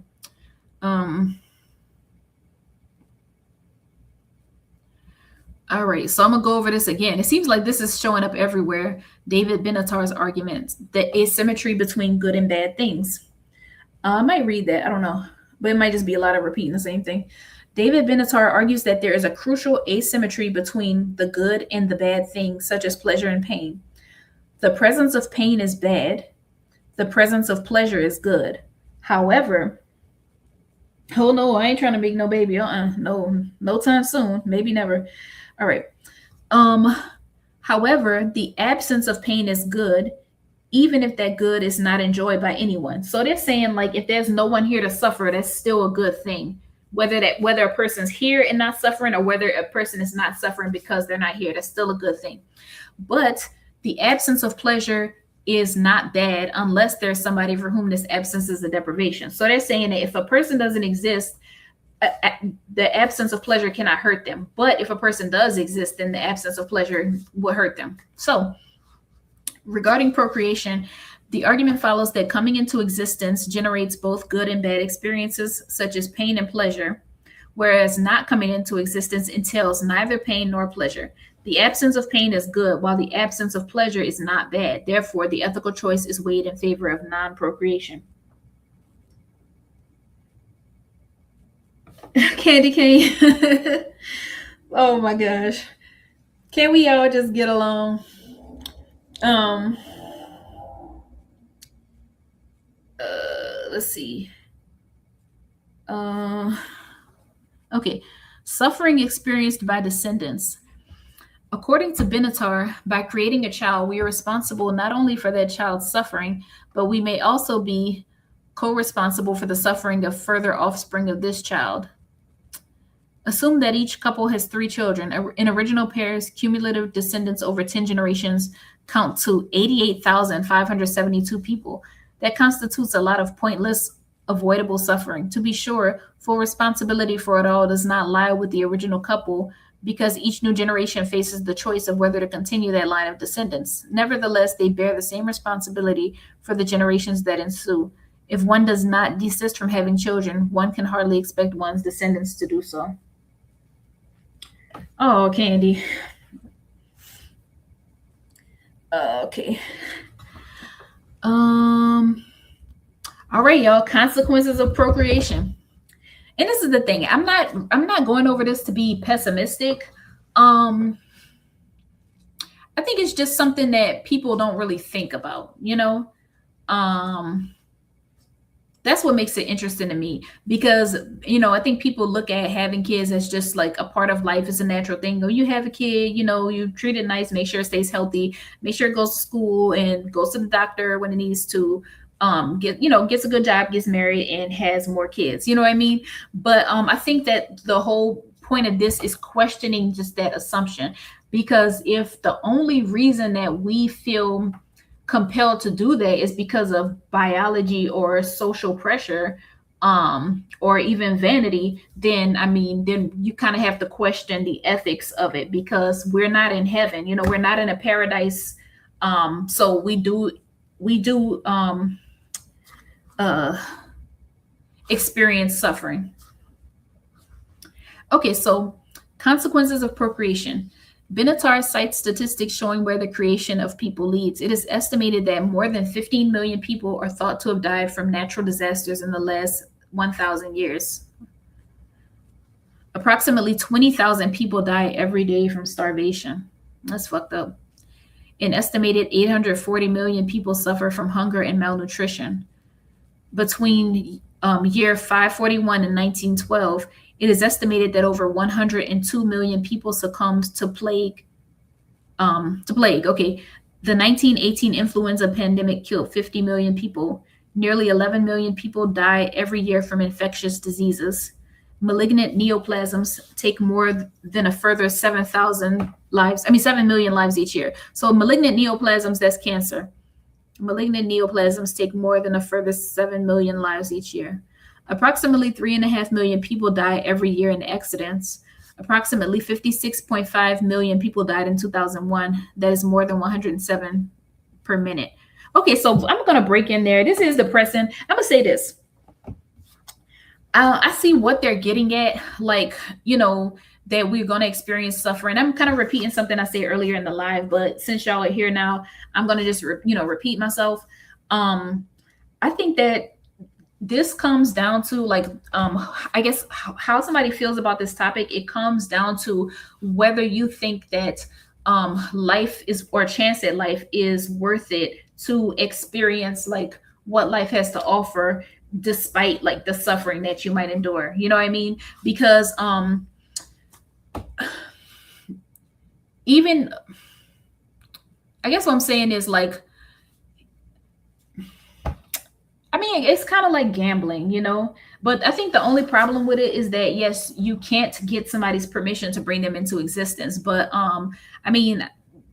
people that are here, even if they experience suffering, they also experience good things, you know what I mean? So you have to think about it. Is it worth, like, the danger and peril of everyday life, like, to be able to see the sunrise, the sunset, the beach, the ocean, the forest, whatever, just to see the beauty of life and to hear music, beautiful music, you know what I mean? See beautiful art. Is that worth, like, the inevitable suffering that's going to come with it? And some people are going to suffer way more than others, and some people are not going to see very many good things in their life at all. So, but like I was saying, that reminds me of that book called The Giver. It is about, I read it like in the 8th grade. I'm probably going to read it again. But it's about, like, there's this place where everybody's living a really boring life. They don't see color, they don't hear music, they don't have joy, but they don't have pain. So there's one person, like, chosen, out of everybody else, that is going to be the person that gets to experience, like, everything that life has to offer. So that's going to include pleasure, it's going to include pain, beauty, suffering. It's going to include all of those things. So I'm probably going to read that book again soon. I know it's a kid's book. Well, not kids, but, like, it's either, whatever. I read it in 8th grade. We had to read in the 8th grade. So it's probably, like, around that, age or level.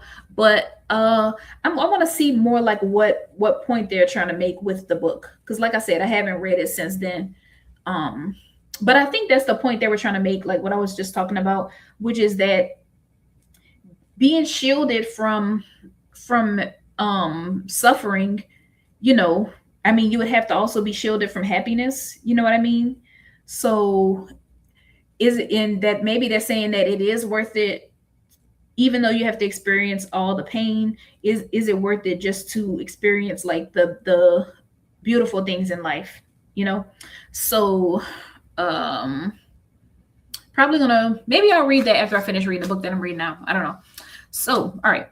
Before the 12th century, over 133 million people were killed in mass killings. In the first 88 years of the 20th century, 170 million people and possibly as many as 360 million people were shot, beaten, tortured, knifed, burned, starved, frozen, crushed, worked to death, buried alive, drowned, hanged, bombed, or killed in any other of the myriad ways governments have inflicted death on unarmed, helpless citizens and foreigners.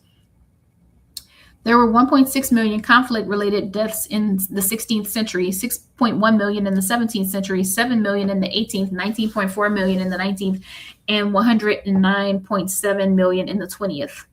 War-related injuries led to 310,000 deaths in 2000. About 40 million children are maltreated each year. That's another thing I think about. You know, you don't have a choice to be born. And children are completely at the mercy of their parents or the people that care for them. They're completely helpless. Um,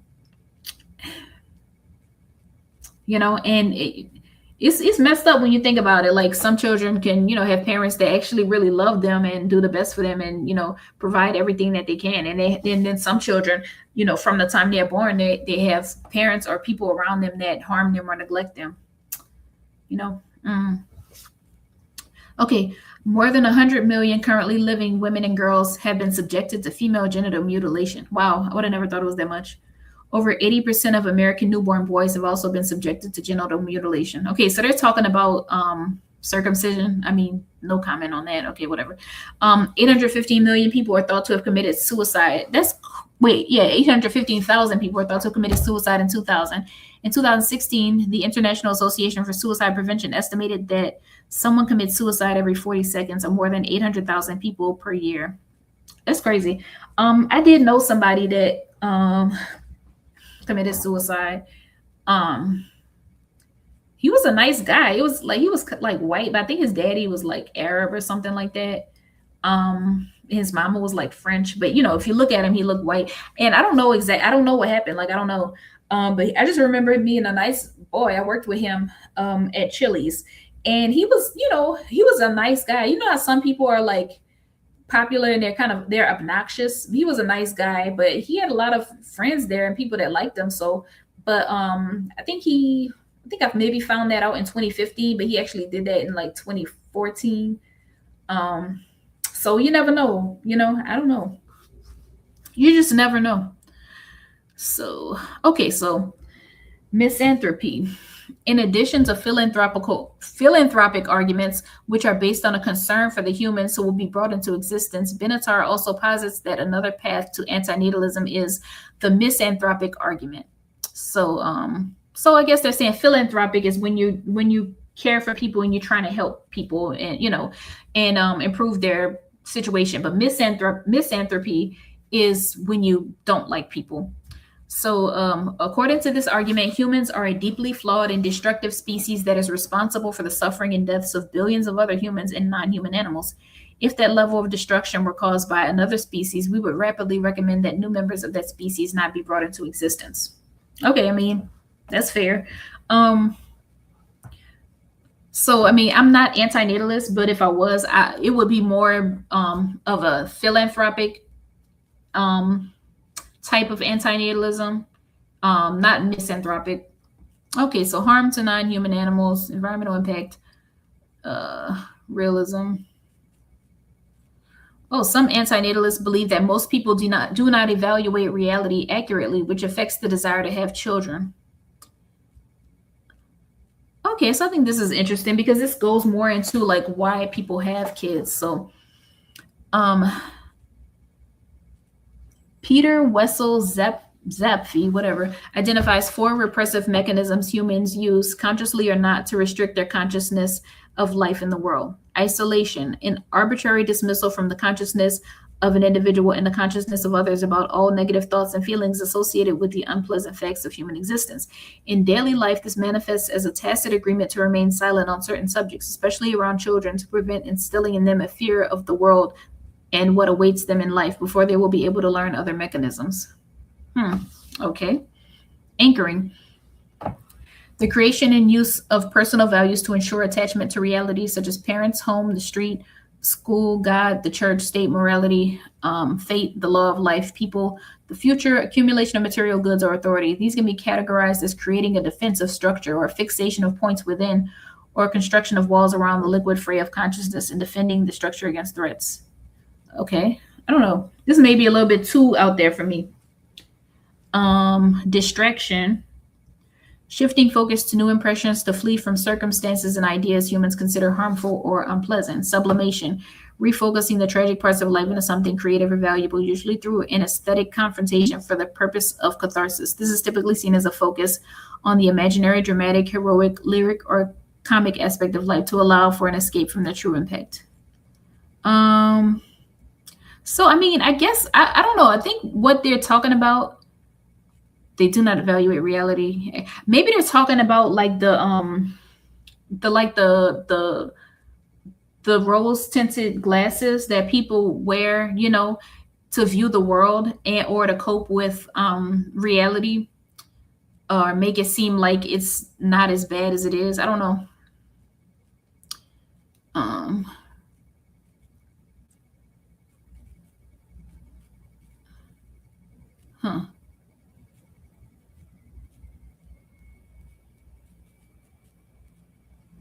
All right. I mean, I'm not gonna get into abortion. I'm not gonna get into that. Okay, why not? Creation of artificial intelligence. Thomas Metzinger, Sander Beckers, and Bartholomew, whatever, Chomsky argue against trying to create artificial intelligence, as this could significantly increase the amount of suffering in the universe. David Benatar also says that his argumentation for not bringing others into existence is applicable to all sentient beings, including conscious machines. Now, I think that's interesting because I talked about this a few weeks ago, but not in relation to like antinatalism, but more in relation to like the rights that a sentient being would have, whether it's created like biologically or whether it is artificial intelligence, is still able to feel. So, I mean, that would, to me, that would imply that it has certain rights, you know, that humans would have. But at the same time, if we're discussing antinatalism, then that would also apply to artificial intelligence, because if it has a mind like a human, then that means it's also capable of suffering. Pro-mortalism is the philosophical value judgment that death is always better than life. Pro-mortalism is related to negative utilitarianism. Okay. A common motivation for pro-mortalism is to prevent the perceived future suffering of oneself and or other sentient beings. Pro-mortalism positively values death, whereas antinatalism negatively values birth. So both value judgments are distinct from each other. Antinatalism is generally supportive of abortion rights and anti-pro-life, while pro-mortalism and ethalism are plainly anti-life.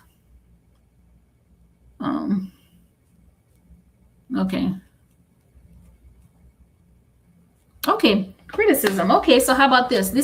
These are responses or criticism of the concept of antinatalism. So, positive value of human life. Criticism of antinatalism comes from those that see positive value in bringing humans into existence.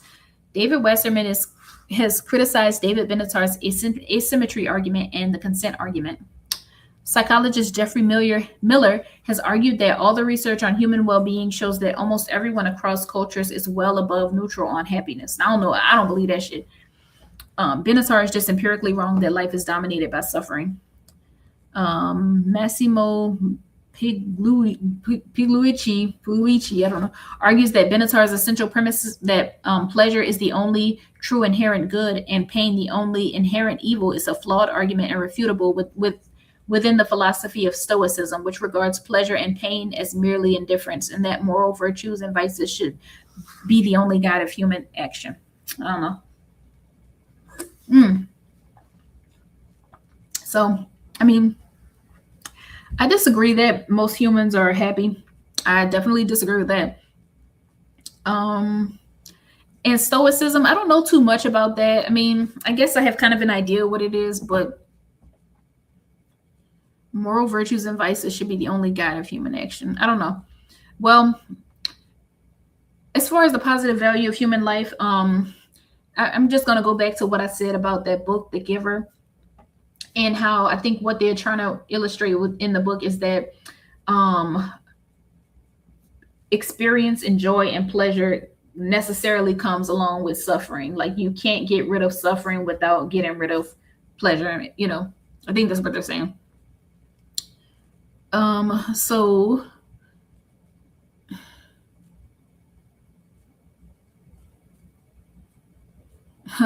okay. I mean, okay.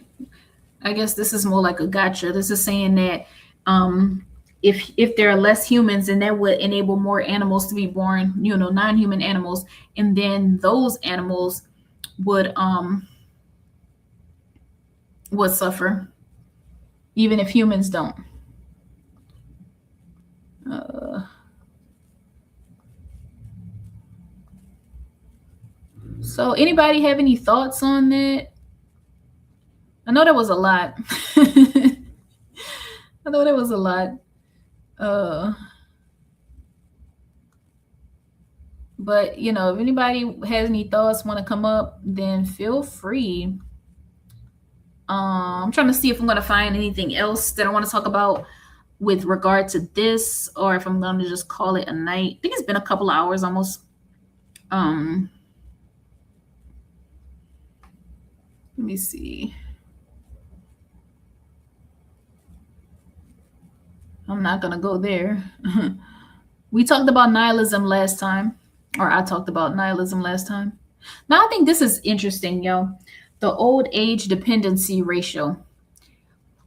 Because so when people say that, like, you know, having kids ensures that you're going to be cared for when you're older, I feel like that's kind of just perpetuating an issue, because you're creating more kids that are going to need more kids to take care of them when they're older. So, you know, yeah. So dependency ratios are ratios of the numbers of dependents, youths age 0 to 14 and or elderly, to the number of working age adults. They serve as indicators of population age structures and social support requirements. A lower dependency ratio means that there are more working age adults to support dependents. A lower ratio could allow for better pensions and better health care for citizens. A higher ratio indicates more financial stress on working people and possible political instability. While the strategies of increasing fertility and of allowing immigration, especially of younger working age people, have been formulas for lowering dependency ratios, future job reductions through automation may impact the effectiveness of those strategies. So basically, I think what they're saying is that this whole thing is going to cave. Thank you, Candy Cane. I appreciate it. I really do. And you know what? This is something I kind of wanted to get into regardless, you know. So I think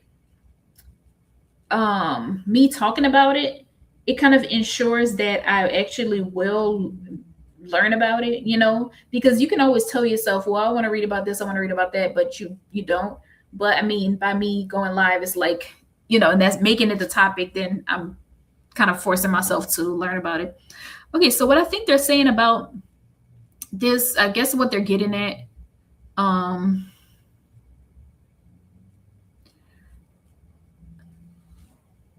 I think what they're getting at, just based, I'm not going to read all this, but this part right here, a higher ratio indicates more financial stress on working people and possible political instability. While the strategies of increasing fertility, so now they're talking about solving the problem of taking care of the people that are here by making more people or importing more people. So, I mean, to me, I mean, obviously that's like you're solving a problem with a problem. You know what I mean? It's kind of like I don't know if you're familiar with check kiting. Thank you, Katie. Much appreciated. But check kiting is when it's like you write a check and then you like, I don't know, but I should know what it is. Let me just say that. But it has to do with like creating money that actually doesn't exist, because you write a check from one account to another account and then that'll like clear, but then you put another check into that account, the first account, and when that clears, that'll like help the other one clear. But it's basically like you're creating money that you don't actually have. So that's what this reminds me of. Actually like creating people to solve the problem of there being too many people. So it says, while the strategies of increasing fertility and of allowing immigration, especially of younger working age people, have been formulas for lowering dependency ratios, future job reductions through automation may impact the effectiveness of those strategies. So yeah, I guess they're saying that automation is working against that goal. But anyway, I think what they're getting at is that this is going to implode, you know. Yeah, it is fraud. It is. Yeah, it's something you're not even, you're not supposed to be doing it. Um, but yeah, I think they're saying that this uh I guess pyramid is gonna collapse. That's kind of what it is, you know. Um, because like I guess what they're saying is you're just gonna need more and more people. Because like, look, what about the people that they're important, or the people that are being born to solve this problem? Then what's gonna happen when they get older? That means you're gonna need more and more people to support them. So it's not really a good strategy when you think about it, but I guess it's more like a strategy of like desperation. Mm. Uh okay, I think I'm coming towards the end. I might get into maybe a couple more things. Maybe let's see, philosophical pessimism and maybe animal suffering. All right. Philosophical pessimism is the view that life or existence has negative value. It is often stated as the claim that life is not worth living, or that non existence would be preferable to coming into or remaining in existence. Other accounts define it by the claim that suffering and other harms outweigh pleasure and other goods, that happiness is unstable or unattainable, or that existence has no inherent meaning or purpose. So let me just speak on my opinion on that.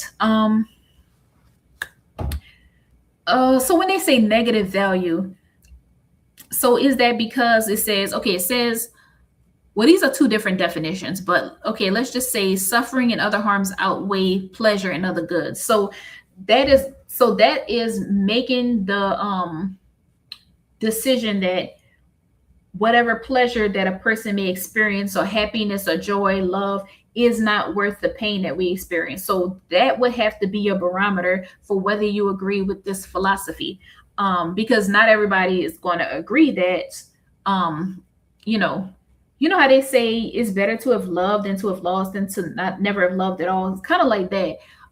So I think this right here is what this argument hinges on, because that is their idea of like what makes life worth living. So I guess what they're saying is life would be worth living if pleasure and other goods outweigh suffering and other harms. But since it doesn't, then that therefore life is not worth living. So that's the conclusion that they reached. So I wouldn't necessarily come to that conclusion based on that. And I think that is the premise of the book, The Giver.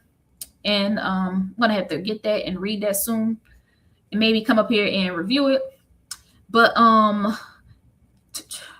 okay, so yeah, but let me tell y'all a little story. I don't, this is sidebar. This is kind of inappropriate as fuck, but I'm just gonna tell y'all this story because it was crazy. Like I was like maybe like 24, and let's just say, okay, the guy that I was dealing with, I found out that he was messing around with somebody, but I didn't find that out until after the woman died, because she died in a house fire.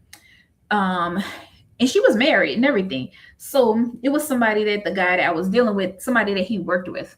And this was my first, like the guy. So I kind of went crazy for like a couple of years. No, I'm just playing. But no, but I remember like I used to just hate, even though the woman was dead, I used to hate her so much.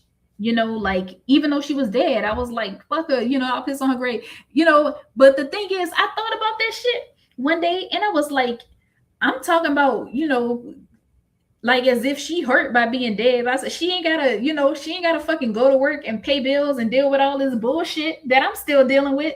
You see what I'm saying? So like, how can I say nana boo boo by her being dead? That means she free. She don't have no more problems. That's it. She don't have no more problems. So it's like I can't. Am I in a better position than her? Even me being above ground. You see what I mean? That was the first time I'd ever thought of it like that. You know. But yeah, that was just my little sidebar. I'm not gonna get too much into this. Maybe I'm not gonna get into all that.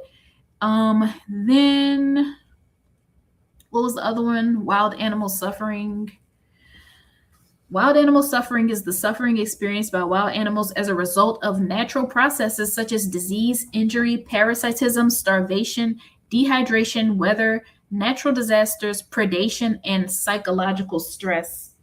Now, this is something I think about too, because I think, now I'm guessing what they're going to get at is the fact that like suffering is a part of life. Like I was talking about how cats, for instance, they are obligate carnivores. That means in order for cats to, live, survive, persist, they need to eat meat. What does that mean? That some other being has to die.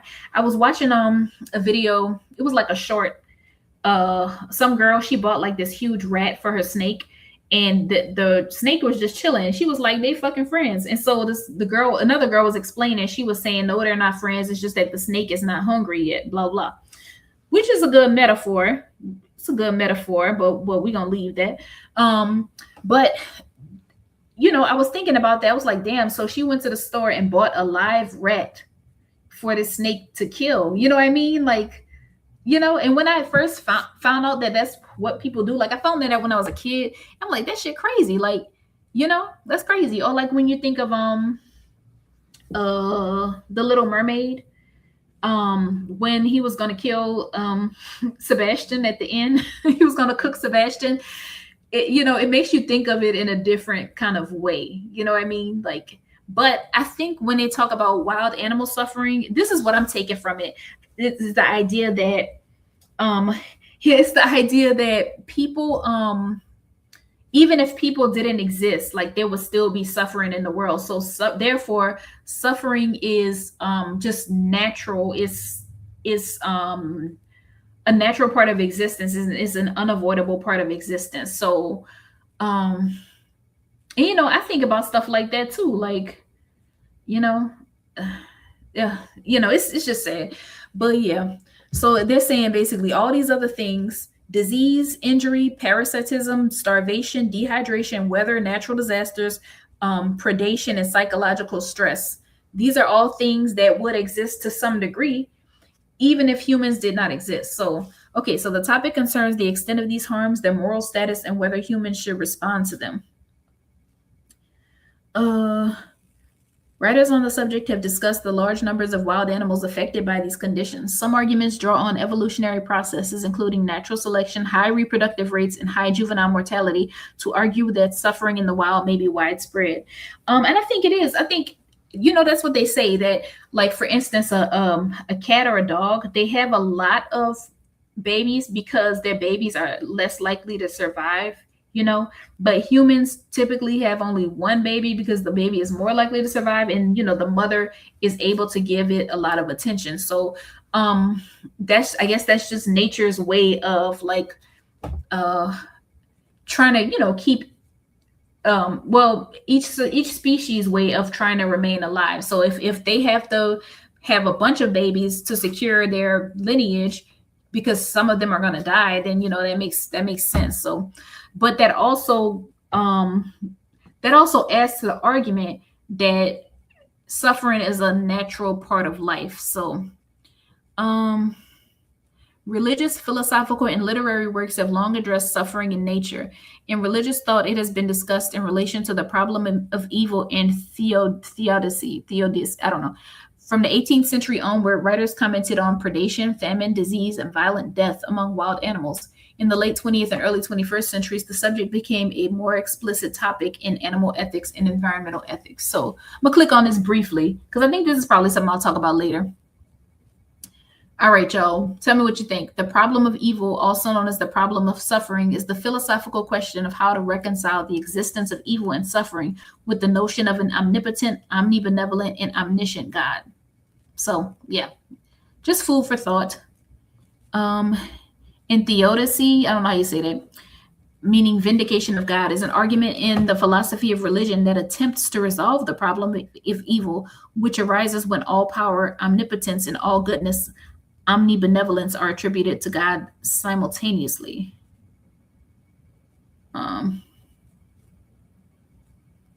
Okay, yeah, whatever. I'm not religious, so I'm not gonna get into all that. But yeah, I guess they're trying to argue that both can exist. So I don't want to be depressed. So I'm not going to read about animal suffering, but I think I'm getting ready to call it a night. But yeah, about the snake. Okay, so let me see if I can find it.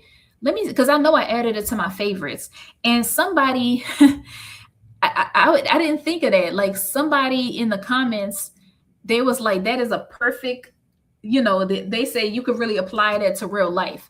Cause okay, let me see if I can find it, y'all. I can show you better than I can tell you, like my mama used to say. So I'm about to get off of here, but let me just show y'all this short.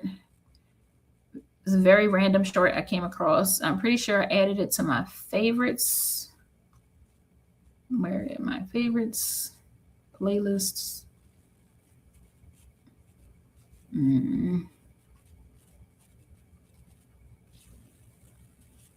Okay. Okay, where's the playlist? Okay. No, it's not on here. Y'all bear with me, please. I'm about to find it, y'all. I thought I added it to my favorites, but it's looking like I didn't. So I'm gonna look in my history. Wait. It's saying I got 30,000 views. Huh, that must be from the shorts. Okay, history. Y'all bear with me. I'm gonna find it. I just want y'all to see this before I get off here.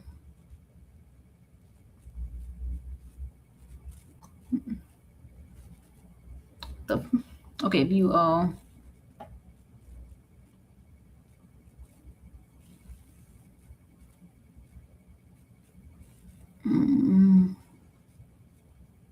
Really?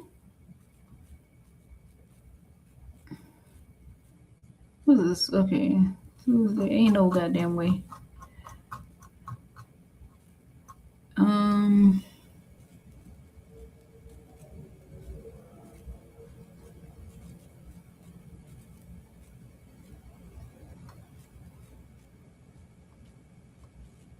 Okay, I see. They have the shorts like separate. Y'all stay with me. I'm looking for it, y'all. Okay, found it. Found it. So I'm gonna show y'all.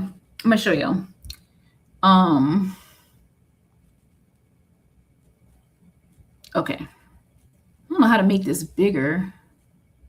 Maybe like that. That I fucking bought for the snake to fucking eat. Tell me if y'all can hear. These motherfuckers is friends. I can't believe this.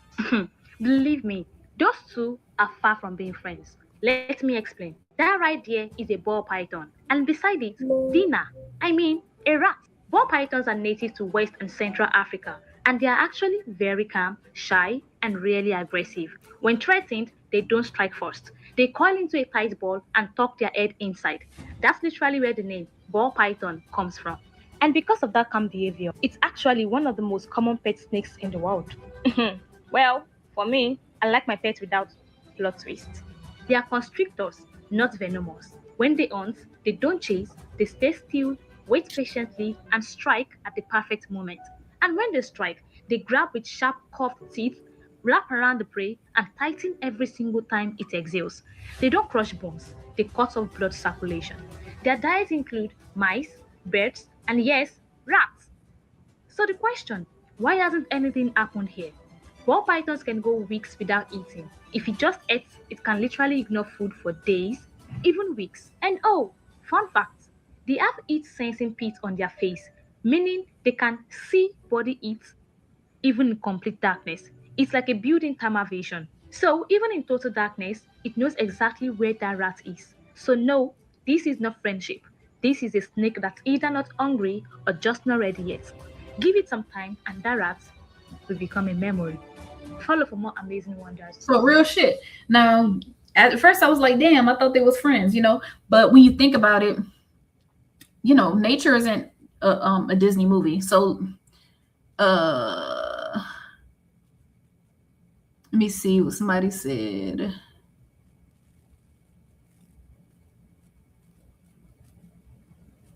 I can't find it, but somebody said something like that's a good metaphor for real life, something like that. And I was like, that's some real shit, You can't be friends with a snake because you might think, okay, well, the snake is kind of cool. You know what I mean? The snake is cool sometimes. You know what I mean? The snake ain't never give me no problems. The snake just ain't hungry yet. The snake is not hungry yet. That's the problem. So, when he does get hungry, and he will, then then you're gonna get eaten. I can't find a goddamn comment.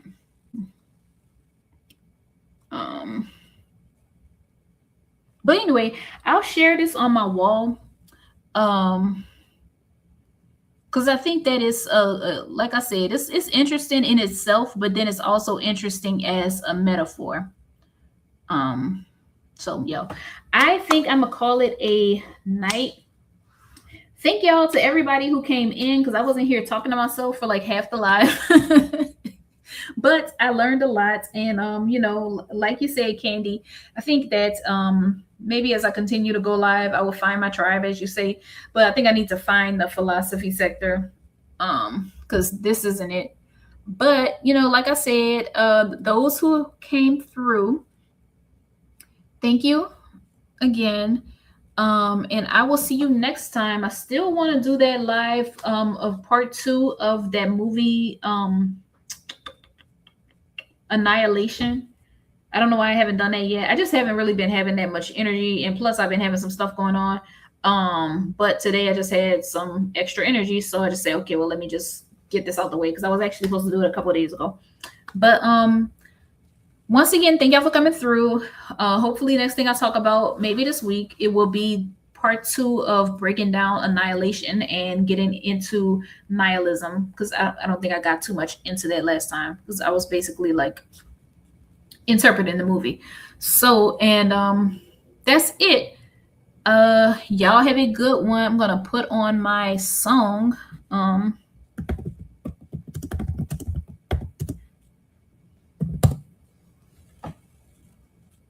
My shit.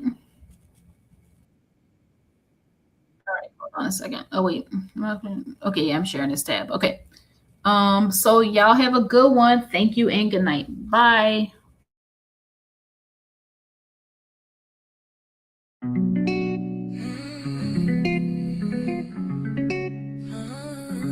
Nothing but the same for me. Heart broken into where my brain should be. Wait for me. Don't leave without a second glance. Not again. Oh, what a shame, what a shame. Oh, what a shame, what a shame. Oh, what a shame, what a shame. God's gone, God's gone, God's gone. God's gone, God's gone, God's gone. For once, can you listen? Is that too much to ask for? Before the seasons change, before it gets cold, can you at least pretend? Can you at least pretend? Life of a peasant. pessimist. Only a fool believes there is a God in the sky who listens to the plea of his child. How could he leave us all alone? Leave us all alone. How could he leave us all alone? Leave us all alone. Oh, what a shame, what a shame. Oh, what a shame, what a shame. Oh, what a shame, what a shame. God's gone, God's gone, God's gone. God's gone, God's gone, God's gone. For once, can you listen? Is that too much to ask for? Before the seasons change, before it gets cold, can you at least pretend? Hey, no. Can you at least pretend?